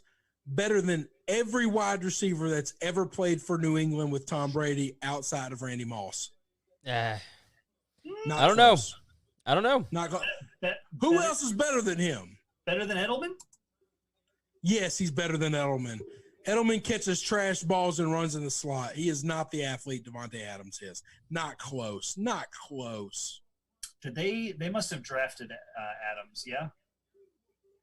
Yeah, they drafted Adams. Yeah, but drafted him like what? No, he was like a third round guy. Like he was a late round guy. I mean, he was a project. He turned out to be great. Yeah, but they didn't go out and get him in the first round. Jordy Nelson better than every Patriot receiver not named Randy Moss. Man, I don't know about that either. Oh, I would take Jordy. Jordy in his prime. See, it's hard to picture these guys in their prime because the last thing we remember is I remember the prime. I know what you're talking about. In his prime, he was better than Julian. Are you sure? Julian was an undrafted dude. I think they're all very similar. I think none of them had very good guys to work with. because of Jordy Aaron and Adams are elite level receivers. Nobody's ever I criticized Julian of that. I don't know Julian about is all that. tough as nails. There's not a wide receiver pound for pound that I would take over Jules. Matthew Miller said Wes Welker. Welker. Like, why is McKinney falling? Wes I have Welker no was idea. a nobody in Miami before he got to New England. Literally a nobody. He was a throwaway guy. Hey, He's a McKinnon. fucking legend in Lubbock. McKinnon is asking if Paxton is still on the Seahawks roster. I think he's actually with the Steelers. I believe that. Yeah, I think he got picked up by the Steelers Yeah, last year when they were struggling at quarterback. Paxton will not be on the team when this year starts, I don't believe. I'd bet that. Yeah, I'd bet that. LSU's Man, got really 4 guys. I'm really excited. Do you know the emotional roller coaster that I've been through in the last 3 years of my loathing, my hatred for the Baltimore Ravens, the disgust that I have, the vomit that I wanted to spew from my mouth when I thought about that shit program my entire life.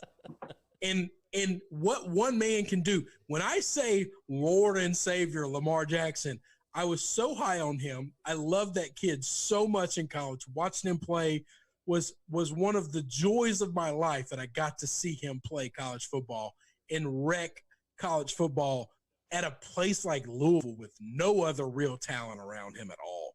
And for him to go to Baltimore and me to say, you know what? All this hatred's just not worth it.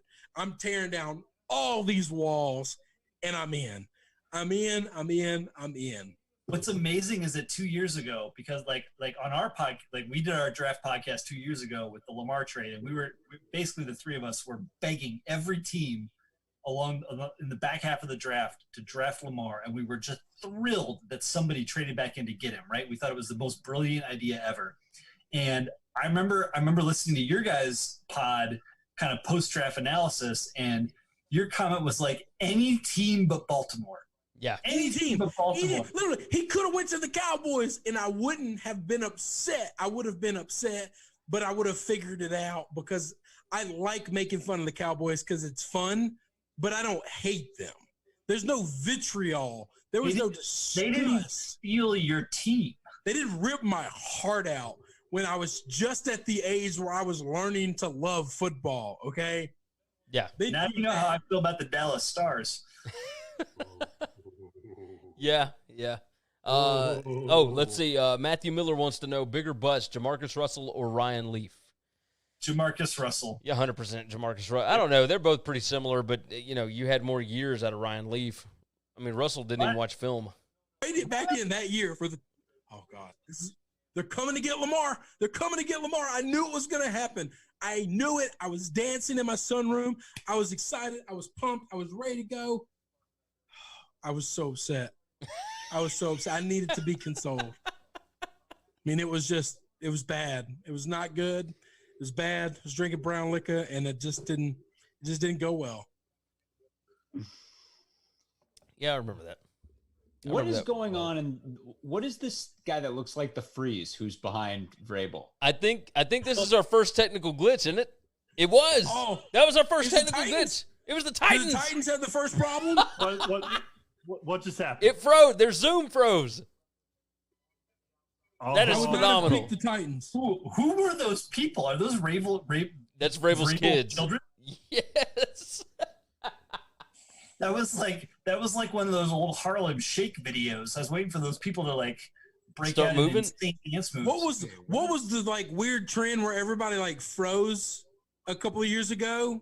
What was that called? That was the thing. Harlem That was Shake. the Harlem Shake. Yeah. No, I thought the Harlem Shake was the dance video that everybody. There are did. two Harlem Shake. And then you went bananas. It was like normal and tame, and then it went There was a Frozen one that was easily 4 years after the Harlem Shake. That was Because Miami Heat did a Harlem Shake video, and then by the time LeBron was in Cleveland again, there was this new thing going on where everybody was frozen. I have to say, Isaiah Wilson. the Black Beatles. Yeah, Isaiah Wilson to the Titans. I'm pretty friggin' excited because this means that the Boise State OT is probably available for the Vikes. Yeah. In 2 picks. Yeah. ESPN seems to think you should take Swift. That is interesting. We finally going to see a back here. Miami, we could Sorry, get Xavier Miami McKinney. should take Swift. Yeah, Dolphins should take McKinney. I guess it's not a need for them, but they should take McKinney. Yeah. Golly. That is pretty nuts. I don't understand these guys the way they hold their cell phones. Like, if you can't hear them, put it on actual phone. Isaiah Wilson wasn't even a first round. Like, he may have been a second round grade, maybe. He was listed below Ezra Cleveland, Josh Jones, Trey Adams out of Houston and Washington. I'm a little shocked here. No, I mean, this is another one of those, like, I didn't think Becton would go that high, but it's like he's 6'6", 350 pounds. So I'm watching highlights. First highlight's Kentucky. Second highlight's Vanderbilt. Third highlight appears to be, is that TC? Did they play TCU? No. Well, maybe within the 4 years that he was there, 3 years he was there, yeah. Tennessee? Tennessee, yeah. Oh, no, that was Vandy again. The one that you were talking about was Vandy again. Tennessee, yeah. I mean, a lot of highlights. I love these highlight reels when they just play the shittiest teams you can imagine, and they're like, look how good this guy is. That doesn't mean he's going to be a bust, but come on, dude. You got at least one highlight from him playing a good team, right? Vrabel's kids are like, this is something else. They're owning it. Hang on. The glitch was just a frozen thing, right? Yeah. So what are the chances that one of those kids was really like, that's not all his children, and one of them's playing Fortnite and just taking up all the bandwidth in the house? Oh, I want to know who the guy with the dual exhaust was. That was an impressive look. Is that really one of his kids? I got to know. Oh God. I just like that his daughter seemed to be like, you guys can do whatever you want. I'm just going to look like normal over here on the side. Yeah, right. All right, so hang on. You're his son, okay? You're his male heir, and you're old enough to know that your dad said he would cut his dick off to win a Super Bowl. What are you thinking right now? Because at that age, the dick is like the most important thing in your world. Yeah. So Ian Rappaport, take that back. Those absolutely could have been his kids. Sammy, bring us back. Yeah, I was trying to bring us back. Wait. All right, sorry, Sam. Sorry. What did Rappaport say? No, Ian Rappaport is reporting. Well, actually, I don't want to say this for sure because I'm not sure it's Rappaport. Nope. Did you get caught? It's not. I did. I almost got caught. Oh, it was fake Rappaport? It was fake Rappaport. Oh, those sons of bitches. What did fake Rappaport say? Oh, fake Rappaport said that Rodgers was livid. Oh, well, fake Rappaport is correct, by the way. Rodgers is pissed off right now. Probably. Let's see. By the way, the difference between Ryan Leaf and Jamarcus Russell, just jumping back, is that Jamarcus Russell went 1 and Ryan Leaf went 2. I don't know who this Jamarcus person is you're talking about.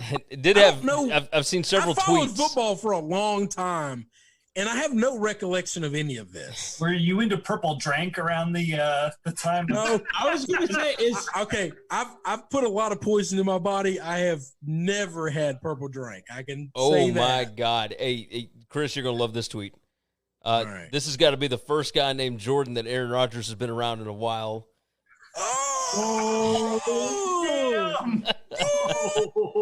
And then he's forced to be around this guy. Yeah. Hang on. How far before we get Rodgers demanding a trade? Oh, do we get to September? No, maybe next week. It's $31 million of dead money this year and 36 next year. That's not happening. Clay Travis said Titans going right tackle to replace Conklin with decent defensive end still on the board makes me believe they're still in the Clowney sweepstakes. I think they got to get Clowney. I really do, but I still would have taken DN here, but maybe I would have. I don't know. We're at the point of the draft where I don't know a lot of these interior offensive linemen, so I'm getting outside of my depth on where I've followed and what I've played because I didn't think these many guys would be taken. I'm going to take a hard left turn and ask, how much money has Jordan Rodgers made off of The Bachelor / Bachelorette? Not as much as Aaron, more than every other Rodgers ever born. That Instagram money? Yeah. Hey, got an FYI. Zach Rosenblatt, Giants beat writer for the Newark Star Ledger.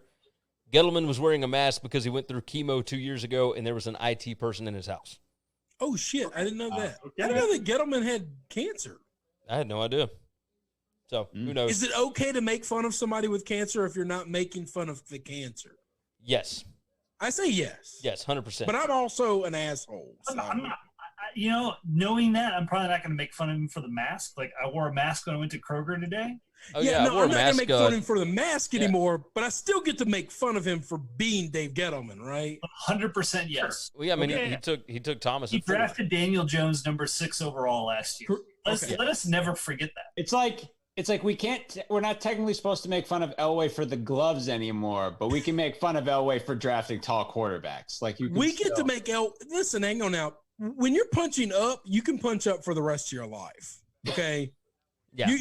There's no scenario where you're not allowed to punch up. I don't know that Gettleman is, while he's made more than all of us combined probably for the rest of our life, he's still kind of a nerd that's easily to make fun of. Yes. And yes, 100%. I think the cancer doesn't bring him low enough to where it's ever punching down. Let me get caught up on some of these chats here. The Boat Show said Trubisky may be a bust, but he never called for a left-handed option on 2nd and 2. McKinnon, Chiefs would be wise with the running back or defensive back to end the first round, I think. Then again, I'm 8 beers deep. Maybe linebacker, but I don't know who's left that's worth it. And then Tom McGrath said Vrabel doesn't have children. He appears to have factory seconds. Yeah. That tracks. Yeah. Hang on. Yeah. Somebody's background just has like a baller-ass DC, like I was thinking the same thing. That was really impressive. Who did that? that's Swift? Oh, come on. The one guy I've been shitting on all this draft They're doing the run on running backs right now. has like First the time they're showing coolest these guys. fathead background I've ever seen. That's disappointing. By the way, I apologize to everyone for not having the Randy Moss fathead directly behind me. No, that's okay. A week ago, it was high on my radar, and then my children and life happened, and it got lost in the ether until today. I almost bought an 8x10 glossy photo of Moss's moon at Green Bay earlier today, and I decided that it was a little. Scuzz, that is disgusting. That is disgusting. So I would like to go on record that my wife has officially come up here and closed the door and gave me the finger. I am the most hated person in my family. Hey, it's all good. Not to quote our good friend Darren Ravel, but are the Dolphins deciding here between Taylor and Swift? I mean, maybe. There's a reason they suddenly showed every running back. They haven't done that once tonight. And now J.K. Dobbins. You got me, Scuzz. Oh, yeah. That was well done, Sammy. That was Ravel. I can't take credit for it. This might make sense. Her delivery was subtle and smooth. That spectacular tweet by Ravel. Oh, yeah. That took me a second. Hey, I got it so as soon as you said I'm gonna, it, but then I was I'm going to just put like, this up, and I'm going to see if everybody can see it. Nope. Hold on. Does that help at all? Nope. Something is circled. It looks like somebody on a shitter. I just texted that to all of you guys. That was it. Did you? That was in the background. It was for the dude Vrabel, at Vrabel's house was dropping a deuce. Yeah, that was Vrabel's house. Yeah. Oh, that is a shitter. Holy crap. Yeah. I texted that to all y'all. Somebody taking a dump. Oh. Yeah. That is pants down on the phone. Holy cow. That's got to be intentional. Yes, no doubt. They have thought about that all night. They did How not to position take a the running camera. back. That is 100% intentional. Yeah. Here's your Auburn corner. What? Hang on. How many corners is that? Is that 7? Is that 8? How do you pronounce that? Is that Igbenanegni? I just butchered that. Oh, gee. Gary is the linguist on our podcast. I don't attempt it. Gary does a really good job at it. I'm going to quote Jason Kirk real quick. So Jason Kirk of the Shutdown Fullcast says Mike Vrabel said he was going to cut his dick off, and that's suddenly the 4th weirdest thing about Mike Vrabel after the meme of his house. That is a spectacular tweet. I'm a very big fan of that, and I'm for it. And I agree. And I completely agree after seeing that picture that Gary was just trying to show everybody, and Sam sent out to our group text. He refers to the people in that photo as Jim Shorts Frozone, 97 Pro Bowler, and the Mirror Ghost Pooper. All right, hang on. I don't want to crap on this draft pick at all, but it can't be a great pick when instead of showing your highlights, they show your mom and your sister first. I'm a little surprised by this. Scuzz, the Vikings pulled the trigger immediately, whoever they've got. I mean, this is Vikings pick is in less than like 2 minutes. Yeah. Well, we must have been worried that they were going to take. I wonder if it's. Is this McKinney? Yeah, come on, you could get McKinney now. Or so the other one. Like I was going to say this earlier. Ezra Cleveland is really interesting for the Vikes right now. I thought he was interesting at 25, whatever pick they had earlier, because they need O-line help. I agree with that. So how many? Either way, frankly, I would take McKinney over him. Let me ask you a question. I know you took my boy Jefferson. T. Higgins is still. We cannot get through this draft and T. Higgins not get drafted in the first round, right? There's no way in hell that Mike Zimmer is going to take a 2 run. Okay, I had a brain fart there for a minute. Mike, I forgot. Yeah, Zimmer is not going to take two offensive players, much less 2 receivers. Yeah. I mean, he might take Cleveland, but like a defensive player here just seems like a trench guy or a defensive player. I get. Yeah, he won't take 2 receivers. If he takes Antoine Winfield, I'm going to go. Do horrible things to myself. That is literally gonna ruin my night. I just realized that's a possibility. That's Scuzz. That's what I was alluding to earlier. God damn you, John. So who's KC getting? Is KC gonna get the number 1 running back in this draft? Fuck. Is that gonna happen? Or they're going to get Higgins. Is Andy Reid about to get the best running back in this draft? Now, if he takes Swift, I don't think he took the best running back in the draft. But they could take Higgins. Higgins. Shit. Or they could get secondary help with Watkins McKinney. Go. Because I think after this year, Watkins got to be paid again. Yeah. And I think Watkins is gone. He can't afford it. Watkins with T effing Higgins. Yeah, if you replace Watkins with Higgins, that team gets substantially better. That's substantially ridiculous. better. Not marginally better, measurably better. Yes. I could also Espinoza is another interesting one. Like, I don't think Epinesa's measurables helped him. I'm passing your Vikings here because their pick is in. I don't know what they're taking. Hang on, let's wait. Are we getting it now? Yeah. Let's get it now. Wait, so be still my beating heart. Man, I'm so far ahead of you guys. What is it, John? What is it? Jeff Gladney. Who? Oh, all right. Yeah. All right. Corners and tackles. We desperately needed a corner. Corners and tackles. McKinney's going to go this whole draft and not get drafted. Our top 3 corners got let go. The number 1 safety in this draft, if you don't call Simmons a safety, didn't get drafted? Oh. We didn't need a safety.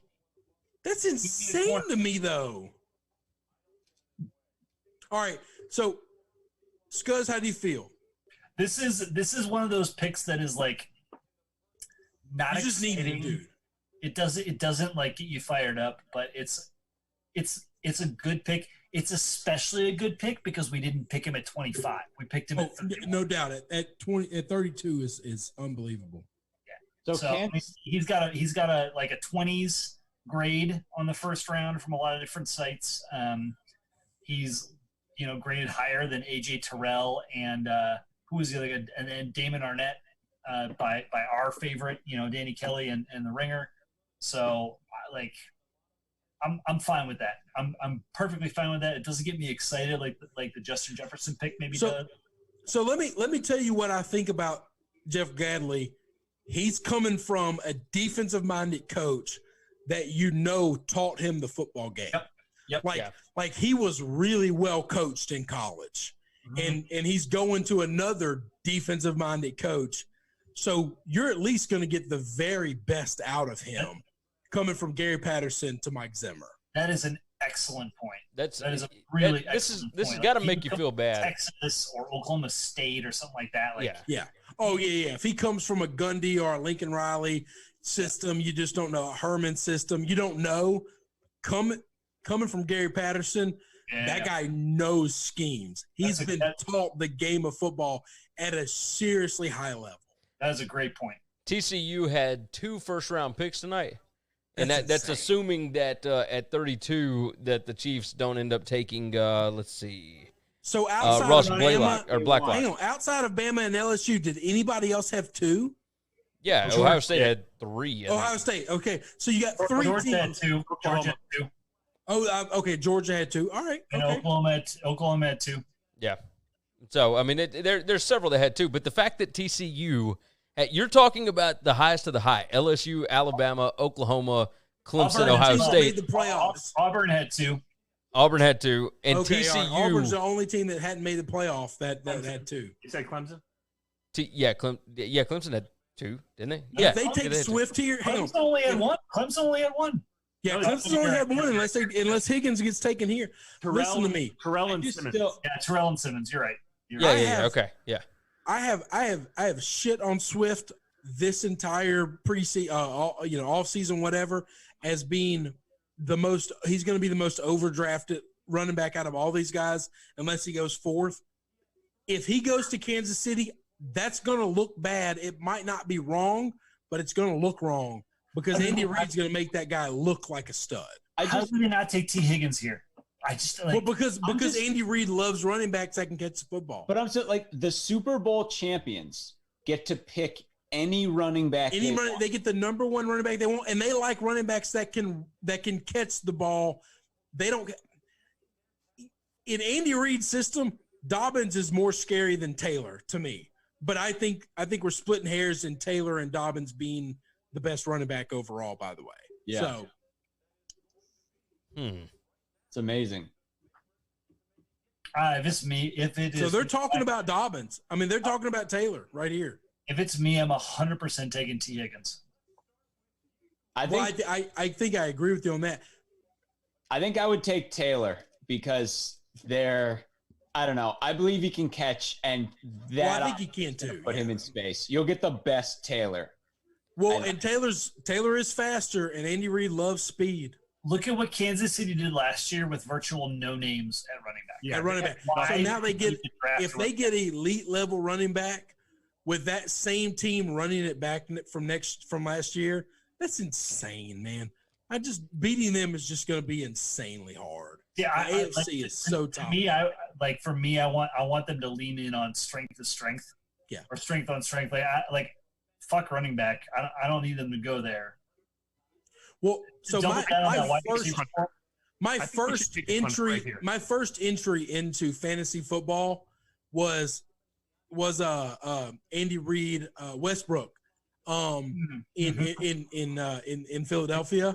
Philly, yeah. And I just believed from that day forth, I just want Andy Reid's number 1 running back.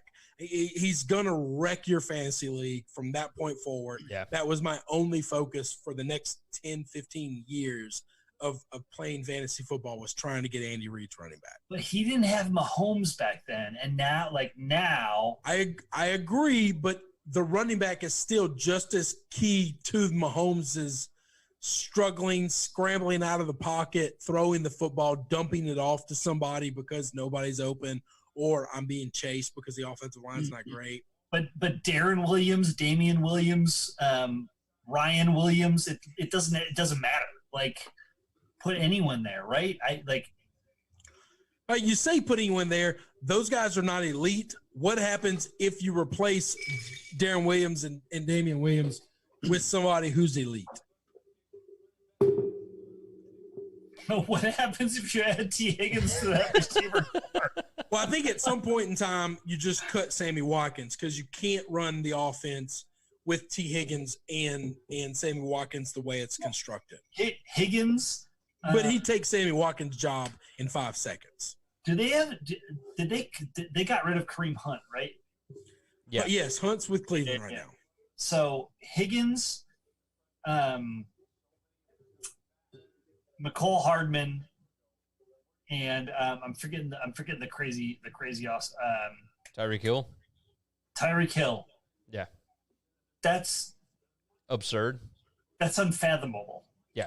No, it's gonna be unfair from an offensive perspective. It's uncoverable, is what it is. Yes, you're gonna be in a world. And they got Kelsey. Like we always forget Kelsey, but I mean, our boy Sam right now. Oh, Chris. What has happened? I like how John's just like always in front of us. Like, good Lord. All right, I got to get to these chats here in just a second. Clyde! It's Clyde! Oh. Clyde, the first running back taken overall in this draft, my boy. Going to the Chiefs. I'm pinning Chris's video. I want full screen for this. This is an absolute coronation of LSU football this year. We started this first-round draft with Joseph Burrow, the greatest college football player in the history of college football. We finish it with Clyde Edwards-Helaire. Holy cow. What an unbelievable first round that we get. Yes. Andy Reid, I was just talking about Westbrook being the prototypical guy for Andy Reid, and all I kept thinking in the back of my head was Clyde fits Westbrook more than anyone else, but surely he won't be the first running back taken. Everyone says he won't be the first running back taken. They're just wrong.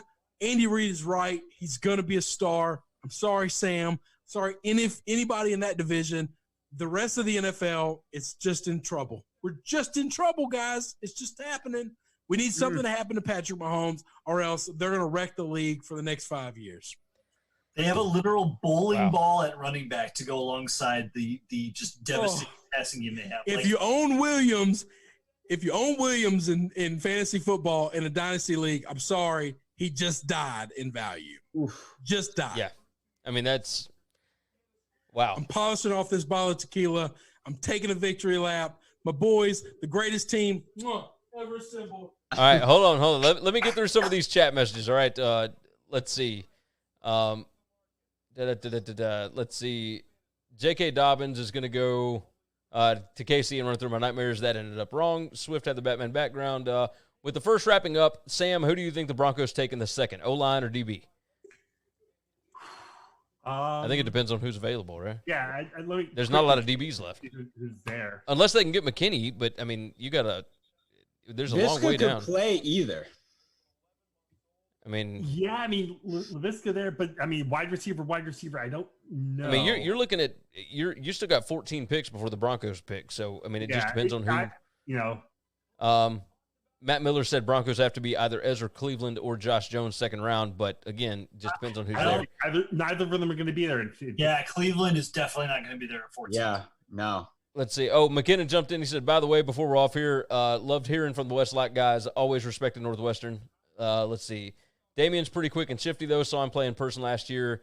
Good Lord, he's deceiving. And then Michael Fritz said, thanks, fellas. Appreciate the live stream. Yeah, we appreciate you guys for tuning in with us this evening. This has been an absolute blast. Clyde Edwards-Helaire, and now the Bengals are on the clock, getting ready for Friday night. I'm a minute behind, but they just showed the clip of him breaking like 6 tackles to score a touchdown against Alabama. And he had 3 touchdowns against Alabama. It's not fair. He was unstoppable. That's something KC has not had before. So here's a bet I'm going to throw out. The odds that Cincinnati makes this pick, like the first pick in the second round gets traded like 100% of the time. I think it's going to happen. I think they're going to take T. Higgins. They're going to try to get Burrow some weapons. They could also. Well, yeah. You're right. I think I've been wrong a lot tonight. Been wrong predicting this draft. I think T. Higgins is so far and above the best player available, especially if you need help getting Burrow big-time weapons. John Ross has all the potential in the world, has never lived up to it yet. A.J. Green is on his very last legs. He's old. He always gets hurt. You got to get the heir apparent to those guys, somebody who can be a grown-up to catch the football for him. I think I thought he was the 4th best receiver in this draft. I cannot believe 3 guys went ahead of him. I just can't. I can't explain it. Don't know. I think T's the man, and it's a no-brainer. As a brand new Bengals fan born on April 23rd, 2020, I 100% agree. like T. Higgins, it makes more sense than anything else. Maybe you go Ezra Cleveland to boost the O-line, but I just like that makes a ton of sense to me, Chris. I continue to think that this is a guy that 2 years ago was considered to be one of the best receivers in college football. And I still think he is. I think CeeDee Lamb and Jarrett Jeudy overpowered him. They are better than him overall. He's right there. He's right not. There. The separation between the top 5 guys is almost nothing, which is why I thought those guys would go in the first round, and then the other 3 guys would go in the next round. I was wrong the way the GMs do. I'm looking at the next 3 picks, and I wish I could be the GM. If I could take T. Higgins for Cincinnati, if Indianapolis gets Jonathan Taylor, holy cow, to get to run behind Nelson and that offensive line in Indy, holy shit. And then you've got Detroit, and Detroit gets their man, and McKinney falls to them. Are you kidding me right now? Here's a question. Jonathan Taylor would most likely next year have won the Heisman and 100% would be the NCAA career rushing leader. No. He would be the NCAA rushing runner. He would not win the Heisman. If he would have known he wasn't going to get drafted in the first round, does he think about staying? No, because I think with the top 3 picks of the second round, it's fine. Running back is just a different game. Now, I would tell you this. If you want to get paid, if you want to get that contract, you really want to get taken in the second round as a running back because they don't have that 5th year they can hold over you. Now, if you want to get paid, you can get paid your 3rd year because you don't want to go into that contract year with him not paying him. He can hold out. That's when the problems happen. I think he gets paid a year earlier because of that. I think it actually works out in his benefit and in Dobbins' benefit, by the way. Yeah. Does anybody else feel like Trey Wingo has aged like 10 years since he took over that morning show? Yeah, maybe, but I mean, he used to have to wake up at like 2 p.m., and now he's got to wake up at like 4 a.m. So yeah, that's a big difference in a man's life. That's a good point. Hey, real quick, while I've got you guys on, Chris, you missed all 5 of your prop bets. That's par for the course. That's fine. I missed one of mine. That sounds like a Tuesday night to me. I've still got Jalen Hurts to be drafted in round 2 that's open, but I missed Jedrick Wills as the first offensive lineman picked. Missed that one, but I hit Herbert as the 3rd quarterback. Offense having more first-round picks. Offense had 17 to 15 for the defense. Tua under pick 5.5. Hang on. I know you're rehashing stuff nobody really cares about. We just got Bill Belichick on the phone in his kitchen right now talking. Like, I don't have it yet. Is he trading to get a pick right here? And maybe for tomorrow? Not tonight. No, I'm sure he's probably talking to. I'm sure they're talking, but nothing's going to happen until tomorrow night. This is what Bill B does. I do want to mention real quick, going back to the memes of the night. Nicole Auerbach has a nice little ranking of what she thinks are the top ones. So obviously, number 1 is the Vrabel house. Yep, that's a lock. Yeah, CeeDee Lamb's cell phone grab. Yep, that's a good one. I still think. Listen, I know I didn't know about the cancer. I didn't know about the. I still think Gettleman in a mask, in a picture that looks like he's by himself. Pretty strong. Yeah, but I'm biased. Auerbach's got that one number 4 behind Jerry Jones's yacht. That's strange. Backyard. Ruggs' bathrobe, Brian Flores' kids, and Goodell's top page. John had this early on. Ruggs' bathrobe is because it happened so early, we weren't expecting it. Yeah. Ruggs' bathrobe is. Well, yeah, I mean, the Old Spice sponsorship. That would be very in the lead here. That was an Old Spice sponsorship right there. I just want to point out with the guy on the can in the Vrabel house, don't let the fact that it was a mirror reflection distract from the fact that he was sitting in a crowded house with the door open, dropping a deuce with the door open. What was going on there? Plants. I love it. I have owned this house for 6-7 years now. I've never dropped deuce with door open. It's my house. Yeah. But I'm certainly not doing it with like 5 or 6 people, however many other people were there. I'm thinking none of y'all have a 1.5-year-old. I do. I did at one point. I've got one that'll be 2. You know what I'm saying, Sammy? I know. But hang on now. There's a different. This is where we all get to the conversation of. There's no question that I'm fifth in the conversation of dads here. All right. In the world, I think I'm about 50%. I'm okay with that. I'm all right with that. I'm about mediocre to average. But in this conversation, you guys are all above average. It's not close. You're too harsh on yourself, man. You're too harsh. I'm not. And this is not a pity me, feel sorry for it. This is not. I know my strengths. I know my weaknesses. I know them better than anybody. I'm a provider. I'm a protector. Nobody's going to hurt my kids, and they're never going to go without. I'm going to find a way to make some money to make sure they got what they need and what they want because I spoil them. But being there for them has not always been my thing. I get that. Hey, we got a football question that came in. Who ended up winning round 1? It's going to be hard to not say the Dolphins just because they have so many picks. It's really hard to do. Compare a team that got 3 picks. Yeah, but I don't necessarily like all of their picks though. I'm gonna tell you who lost it. Hang on, who had the worst draft is not even close. That's the Chargers. Oh, wow. Really? I think they messed up their first pick in Herbert. I don't know. I think they traded. They gave up way too much for a guy that I did not think was the best middle linebacker in this draft. I think they had the worst draft, and it ain't close. I know the Raiders. I mean, Ruggs. They reached for Ruggs. They reached for Arnett. Oh, really reached for Arnett. I'm going Packers. That's okay. Hang on. The fact that the Packers pissed off Aaron Rodgers, I'm a little biased here. I'm gonna give them every benefit of the doubt. I mean, maybe the Cowboys. Maybe the Cowboys won. No, getting CeeDee Lamb is not the worst draft pick in the I think he means world. I'm talking about winners. I'm talking about who won. Yeah. Yeah. Ooh, that's tough.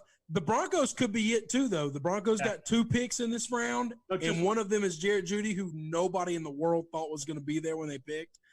That they could be the winner. It's going to be the Cowboys or them. Yeah. Those are the 2 players that fell. I think the Bucs did okay. Value. The Bucs did fine. I mean, they got Tristan Wirfs. Well, okay, and I was just about to say that. I think the Bucs spent the least amount of draft capital to get the best tackle. The Broncos spent the least amount of draft capital to get the best wide receiver. Probably one of the best receivers, and still got their need at tackle. Except the Bucs did have to give up. The Bucs did trade up 1 spot to get Wirfs. Well, they gave up a 7th round pick for that. I don't know. They didn't even trade it. They just swapped it. Denver didn't have to do. No, they traded. They traded. They gave away. They gave up a second. I thought they swapped 7th and they swapped 1st. They gave up position in the 7th round. So I mean, they gave up position. They didn't give up the pick though. They still got Denver a 7th didn't have back. to do anything to get the number 1 receiver. That's pretty smooth. Okay, they had to give up nothing. But the argument is, and the guess of the argument could be the same at the running back. The tackle is, did they get the best receiver? I think they got the best 1-2 receiver, and I also think that the Bucs got the best 1 or 2 tackles. But all those are debatable, and time will tell. It's why I love the draft. I said this on our draft on our preview this afternoon, and I'll say it now. I put it out on Twitter. I put it out on Facebook. I love this day. I love the draft in the NFL so much. It marries 2 sports I love, college football and the pros, but it gives me the best part about college football, which means the NCAA isn't anywhere near this thing.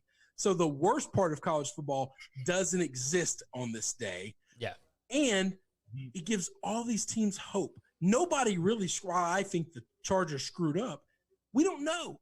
Everybody's undefeated, and we have nothing but hope for the next 2-3 months. God willing that the coronavirus will get all figured out, and we'll get football on a regular scheduled basis, and we can do this thing.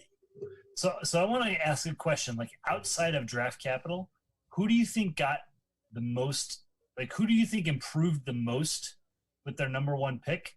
I'm going to argue it's the Kansas City Chiefs. Yeah, I could see that. I can't argue with that. That's a hell of a. I'm gonna tell you that the separation between Williams and Clyde, I think, is massive. I also believe we could go to the complete other end of the spectrum. Once again, I am biased. Wearing the purple and gold. I got the lights on behind me. Don't even know if you can tell, but I think the Bengals, the separation between Joe Burrow and Andy Dalton is just as big of a chasm. Yeah.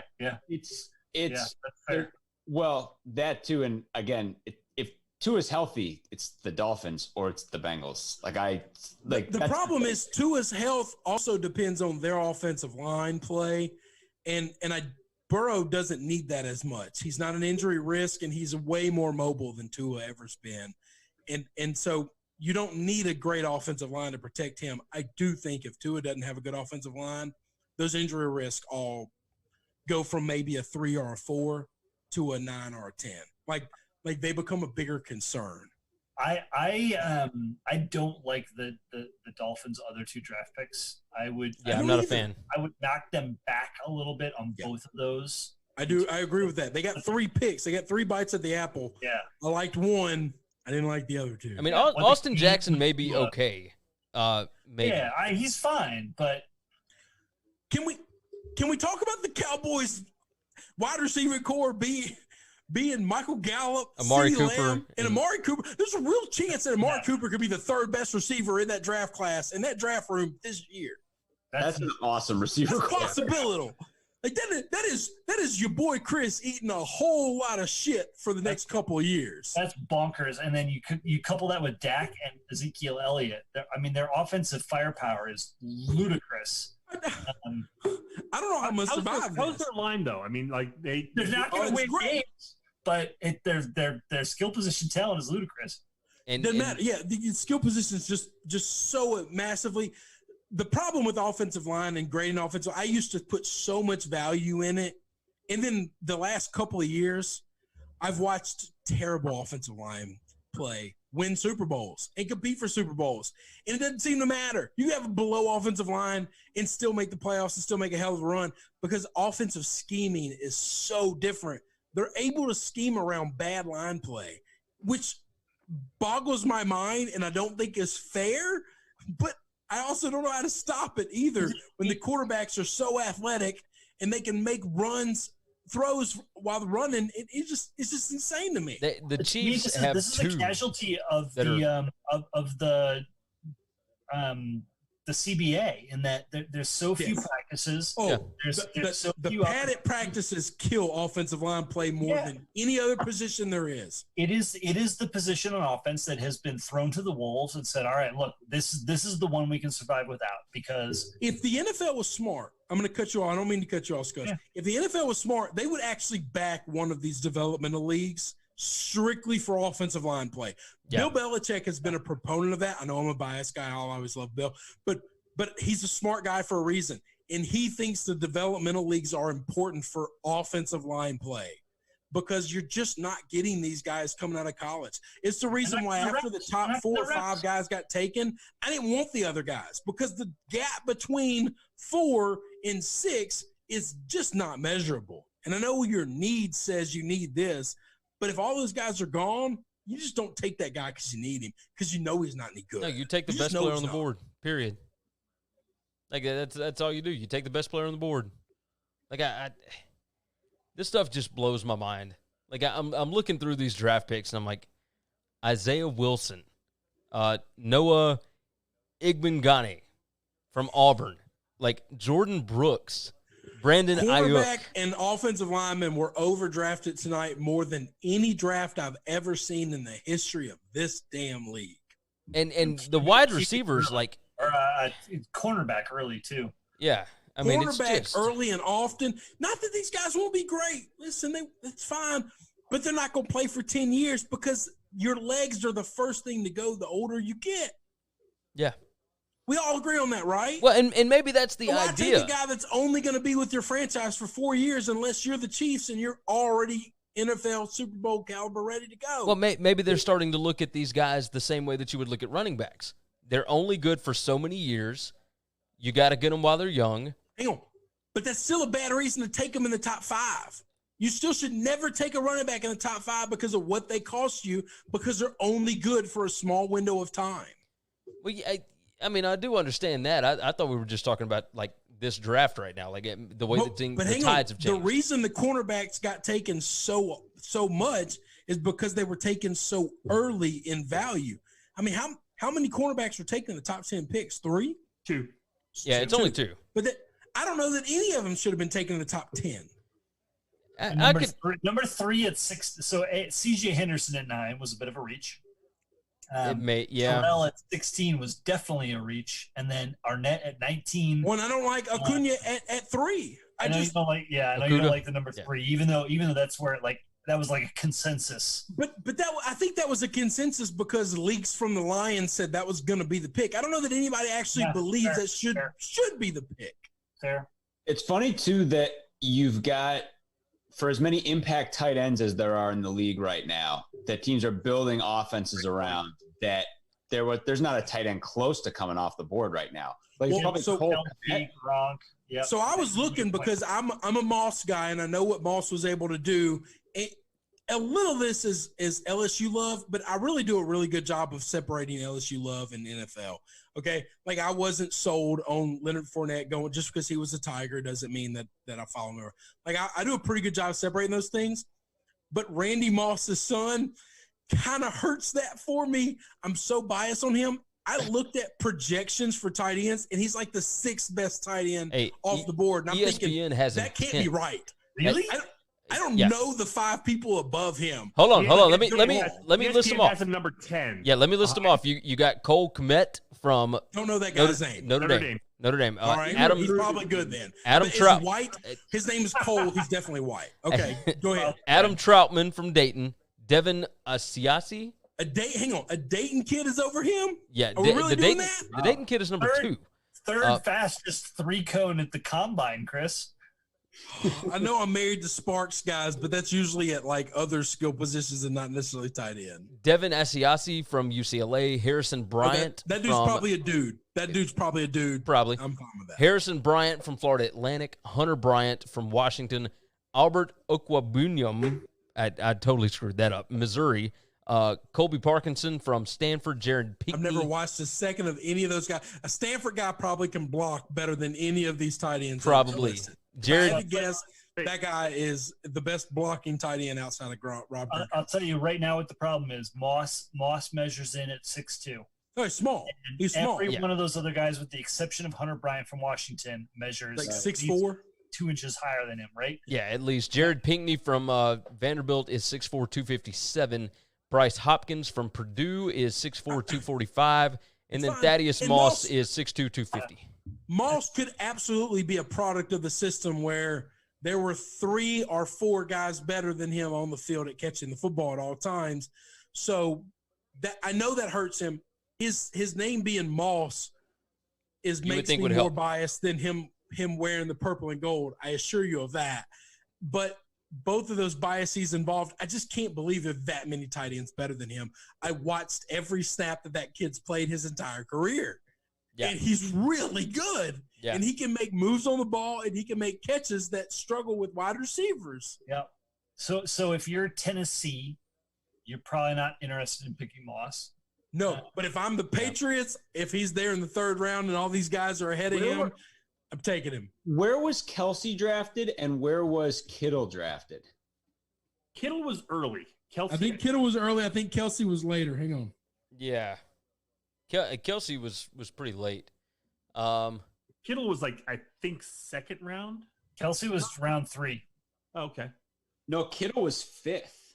But Kelsey also went to Cincinnati. Really? He was pretty. Yeah, they both went to smaller schools, right? Well, Kittle went to Iowa. Kittle was at Iowa. Okay. Iowa's a Power 5 program, but they never get skill players being respected. But they were both super lean, and then they put on weight and were awesome. Like they were both kind of like tweeners. Yeah. And I'm wondering if there's a guy like that this year, but I don't know. Like it could be. I got to break the seal again. Hey, we can go and wrap this up if everybody wants to get out. Yeah, probably should. Yeah, I mean it's 11:30. I got to be up at 7:30. 3.5 hours here, so yeah. For anyone going back to listen to the pod, buckle up. Maybe go at 1.5. Maybe go at 2. I don't know. Although if you're listening to this now, you've already listened to the entire pod, so maybe you should have gone back and listened to it at 2x. But right. Matthew Miller jumped in. Kittle was a 5th round pick, by the way. Okay. And then Atlanta absolutely needs a tight end. So, I mean, there's no telling. I don't think there's a bunch of really good tight ends this go around. Atlanta would be an awesome place for Moss. That would be an incredible fit because he's not a traditional blocking tight end, which I think is why he's low on the scale. Because Yeah. a lot of NFL teams just skew that way, right? Yeah, I mean, you want, even if your guy is a pass catching tight end, you still want him to be able to block. You want him to be versatile enough to do both. That multiple, yeah. But so it's why I'm worried about whether or not Gronk is going to be all that good. Like they say that he weighs 250 pounds, that his playing weight is 260, but man, that guy looks tiny. He right looks now. leaner than that. He dropped some weight.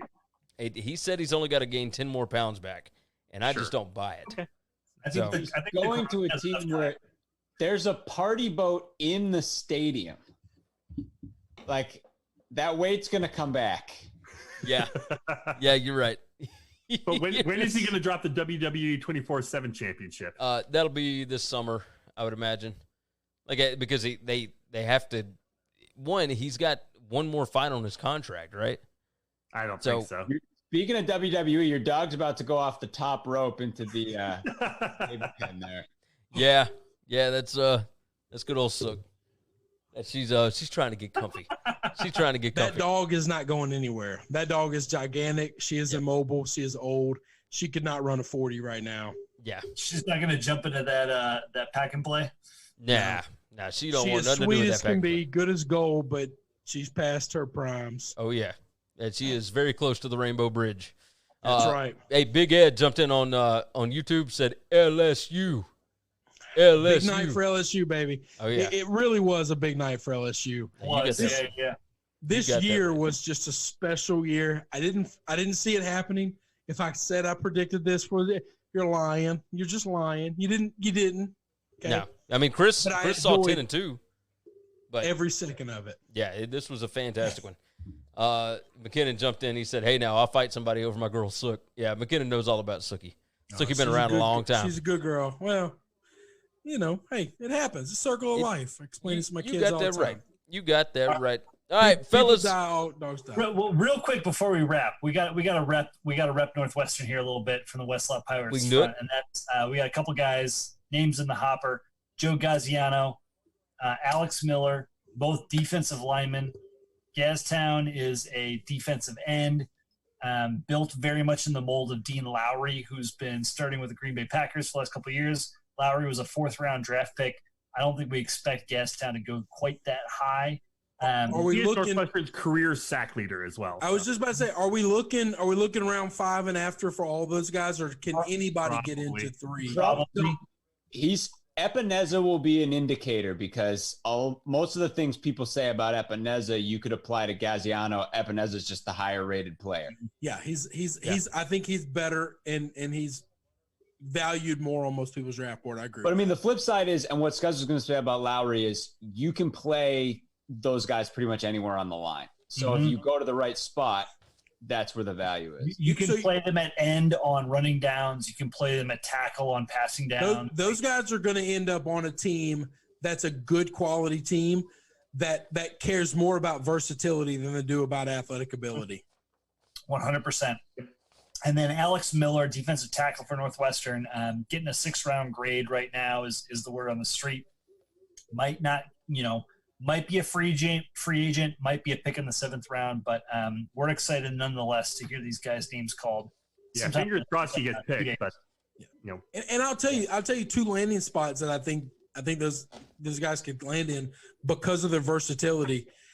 The 2 coaches that care about that the most are Bill B. And I think Todd Bowles. Todd Bowles showed that at the Jets. He showed that as a DC, and now a DC in Tampa. I think those guys care more about what can a guy do than what can he do, and if you can do more things, that gives them value. I could see those being landing spots for them. We might all be Tampa Bay fans by the time this is over. No, I really think that, because I've watched a lot of Todd Bowles, for years, and he's the guy I wanted the Browns to sign last year. It's if only they'd gone back to the creamsicle uniforms. I mean, I like that they got rid of the nastiness that they had last year. I mean, you can't put Tommy in cream. You can't put Tommy in creamsicle. Absolutely, I'm certain that's in his contract. Oh my God! Wear whatever he wants. Tommy's just got to settle next to Giselle, and he can wear whatever he wants. I'm certain that was in his contract.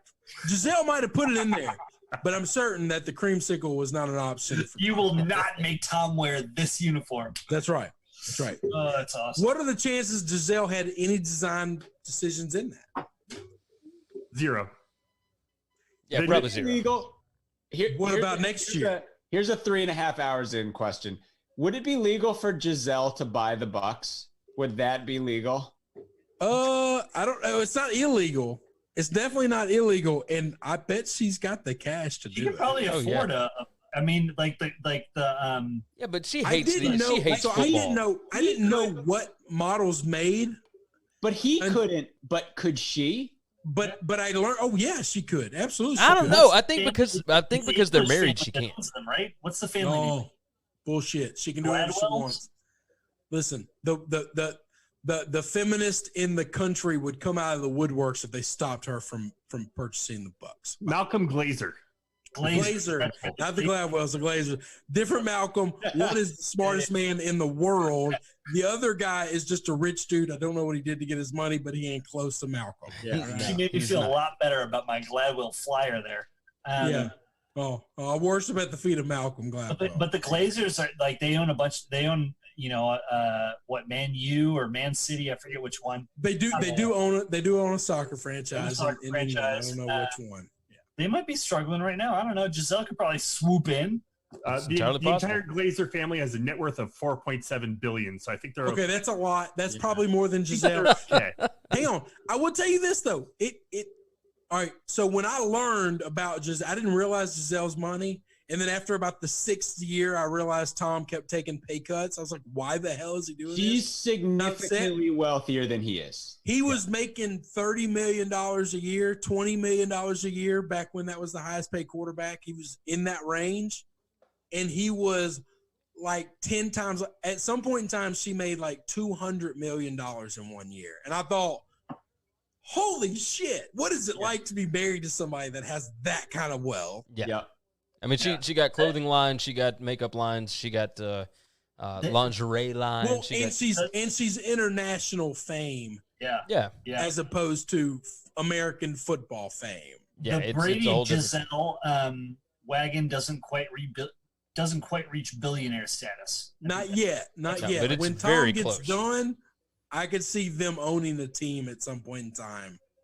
Yeah, who knows? Well, whenever Tommy and Mickelson win the match Well, once in he May. takes Peyton's $9 million, that'll help. Yeah, that'll help things. Hey, so SBR this week, I hit 2 of my 3 prop bets. I had Jonathan Taylor at plus 230 as the first running back taken. And then I hit 5 out of 6 from the Winning Cures Everything show. So feeling pretty good so far. I still got Jalen Hurts out there. So And I went 0 for 5. That's good. I feel good about that. Yeah, it's all right. It's all right. What'd you miss on, Chris? I went all in on CeeDee Lamb being the first receiver. I had 3 bets of CeeDee Lamb being the first receiver taken. Yeah, being taken before taken. Here were your bets. You had under 5.5 wide receivers at plus 170. You had CeeDee Lamb, first wide receiver, at minus 120. You had Tua dropping past pick number 6. That was plus 170. You had CeeDee Lamb under the 12.5 pick. And you had San Francisco's first-round pick being offense. Being an offensive player. That's right. Yeah. Yeah. The Tua pick was strictly on value. I was getting plus 170. I was gonna say that's the only one I would like have argued against. No, you could argue it, and it's arguable, especially in hindsight, but it's arguable, but it was the only one that paid out the best odds. Everything else paid out shit odds. Yeah. And so I took the field for after 6 and just said, to hell with it. Yeah, I mean, Let's just take good odds. The ones that I bet on were not great odds. I had total Bama players drafted under 5.5. That was minus 170. I had second quarterback drafted. Right? Wait, so what? Or had 3? Had 3 or 4. Right? Had 4. Yeah. Second quarterback drafted was Tua at minus 165. I went ahead with that. Tua drafted under the 5.5 pick. That's minus 165 on that. More first-round picks. Offense was minus 300. Third quarterback drafted, Justin Herbert, was minus 150. And then I lost the first offensive lineman pick being Jedrick Wills at minus 110. So yeah, not a huge profitable night, but still profitable. So definitely fun good. note about Bama as we start wrapping things up. 4 guys picked in the first round. That makes 33. None of them defense. Yeah, none of them defense, which is crazy. But you will have 2 of them picked tomorrow in the second round. No, for sure. But yeah, 33 first-round picks for Nick Saban, and he's only got 23 losses in his career at Alabama. Pretty ridiculous. So I would have bet on Scuzz over 1.5 bottles of whiskey finished during this draft podcast, and we were that close, folks. Oh, that like close. 1 glass. Well, we can go for another half an hour or so. I didn't finish the pint. I feel pretty good about myself, and I'm not drunk. I didn't finish my 5th either. I thought I was going to get there. It went long, but like I'm not even close to buzz, and I don't know what that says about me. Oh, I am way past buzz. There's no doubt I'm There's going to be no drought. drunk as shit right now. I love If it. we kept going another 20, 30 minutes, I'd start saying things that would get lawsuits. Hey, let's They may not lawsuits, but definitely like cancel culture is coming after us. let's not go 20 or 30 minutes. But McKinnon asked one more question on Facebook. Chances Tom becomes a coach when he retires? 0. No. That's exactly what I thought. That's not his. That's not. I his could bet. see him owning a team and I being could see very him- hands off and I just could see him liking to coaching print his the money. a little league team. I could see that. That guy wants to do like yoga instructional videos and like not else. TB12 is not something terrible to buy stock in if you could buy stock in it. Yeah. Now you got that right. All right, fellas. Anything else we need to hit tonight? Well, hey, thanks so much for doing this with us. Oh, I mean, we absolutely. always My had fun doing it. my first draft with you boys. I That's like right. it. This That's is a lot of fun. Yeah, this was good. We Yeah. gotta do more of these. Like not just for the draft. We need to do this for big games. We need to do this for all kind of stuff. For So- the record, Ryan Day right now is on ESPN. Scott Van Pelt, one big thing. And nobody will ever convince me this guy doesn't wear just as much rosé as he possibly can put on his head. That's not natural. This guy wears makeup. Dude, football guy wearing makeup. I can't get on with that. for the record, the 5 screens, the effective social distancing, Yeah. we would have been like this no matter what. Oh, yeah. This is our gig. We all live. I mean, Next Chris year in and Gary, Cleveland- you guys live the closest to each other of any of the 5 of us. How far away from each other do you live? A couple miles. Yeah. 10-minute drive. If that. Don and I are about an hour away. There you go. Yeah, That's no. traffic. Yeah, I mean, but this is like this is real life, y'all. This is not a coronavirus inspired like engagement here tonight. This is just the life that we lead, and the 5 of us have had a fun, It's a fun good time relationship. tonight for this and good Yeah. good times. Like we chat with each other all the time, and this was great to do live. Oh yeah. It definitely is a good relationship. The older I've gotten, the more friends I have that don't live anywhere around me. And that's it hurts a little bit when you get depressed and lonely and sitting on the back deck, by yourself, drinking your night away. But then there's other times where it's just you have real depth in friendships. I'm gonna tell you, next year, this bad boy's in Cleveland. I will assure you that I don't know what the other people that I live with will say about it. I'm gonna be in Cleveland. Hey, Okay. and if we all can end up in Cleveland, like we may just film from there. Like I'm gonna do I'd my be fine with it. damnedest. Do my damnedest. And Oh, yeah. to think, we all have to thank Hugh Freeze for getting us together. Oh, That is very believe that. true. Oh, hey, we I ain't thanking Hugh Freeze for a damn thing, okay? I wouldn't thank Hugh Freeze for nothing right now. I appreciate the content. That's There you go. Hugh Freeze. Hugh Freeze gave us a platform because we slap that man right now. we right in the got a penis. lot of listeners because of Hugh Freeze. I'm thankful for him goofing around like he did. So it is what it is. Hey, I appreciate you guys for reaching out to us 4 years ago and, and welcoming us into your 4 circle. years ago. Yeah, it was like 2016, I think. Wow. Yeah. Wow. Is that the year that Hugh Freeze called a hooker? Yeah. Yes. And that's how we hooked up. Now, we weren't this close then. No.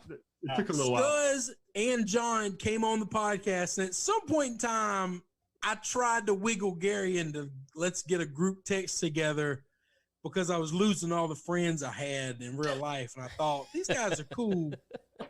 And then I just kind of backed you into a corner and made you be my friends, and the group, which is exactly what would have happened if Tom Brady would have walked in my house, by the way. Twist my arm, brother. Twist my arm. You just have no choice. We're going to be best friends. Oh, you going to Byron's house? You're going to hold my hand when you walk over there. Yep.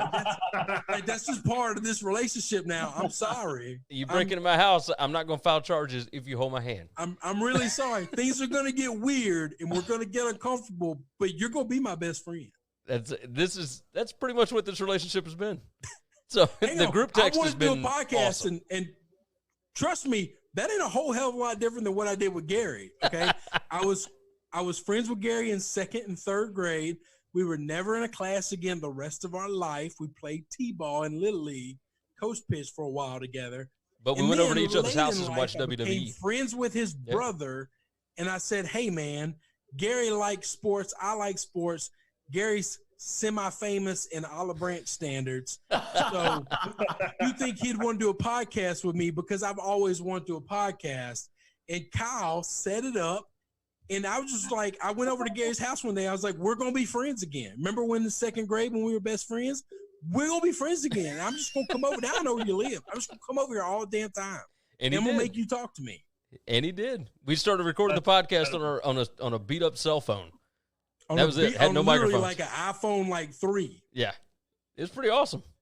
The audio, no, it was not. It was not awesome. The audio wasn't bad. I'm really good at getting what I want. I make the other people uncomfortable, but I'm happy. Yeah, it works out. Hey, and I ain't gonna lie, I've been pretty happy. I'm glad. Good that stuff. makes me feel good. I made you feel weird for a while, and then you just, I'm like a disease that just grow on you. I'll be never thinking made me feel about weird. this next year when I'm in Cleveland looking at both of the buildings. Why am I here? Oh yeah, Chris. Thinking, wow, Chris is a disease. Yeah. Hang on now.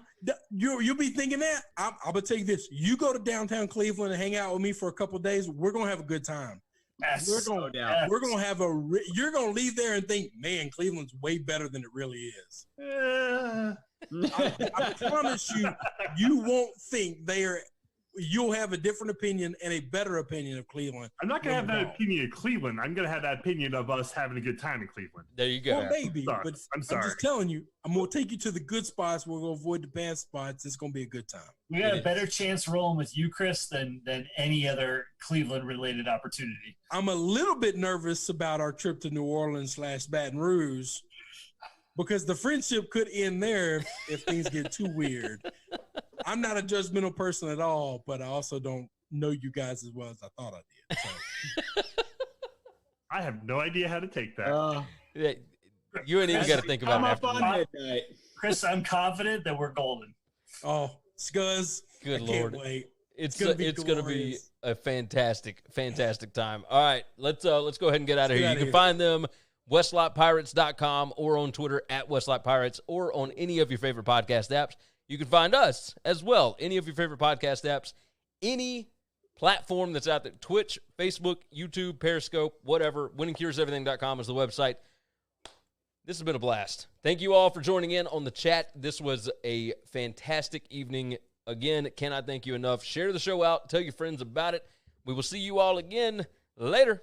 Thanks for checking out Winning Cures Everything. If you want to keep up with us, hit subscribe on YouTube or your favorite podcast app. Visit the website at winningcureseverything.com, or you can like us on Facebook or follow us at Winning Cures, at Gary WCE, or at Chris B. Giannini on Twitter. Share out the show, leave a nice review.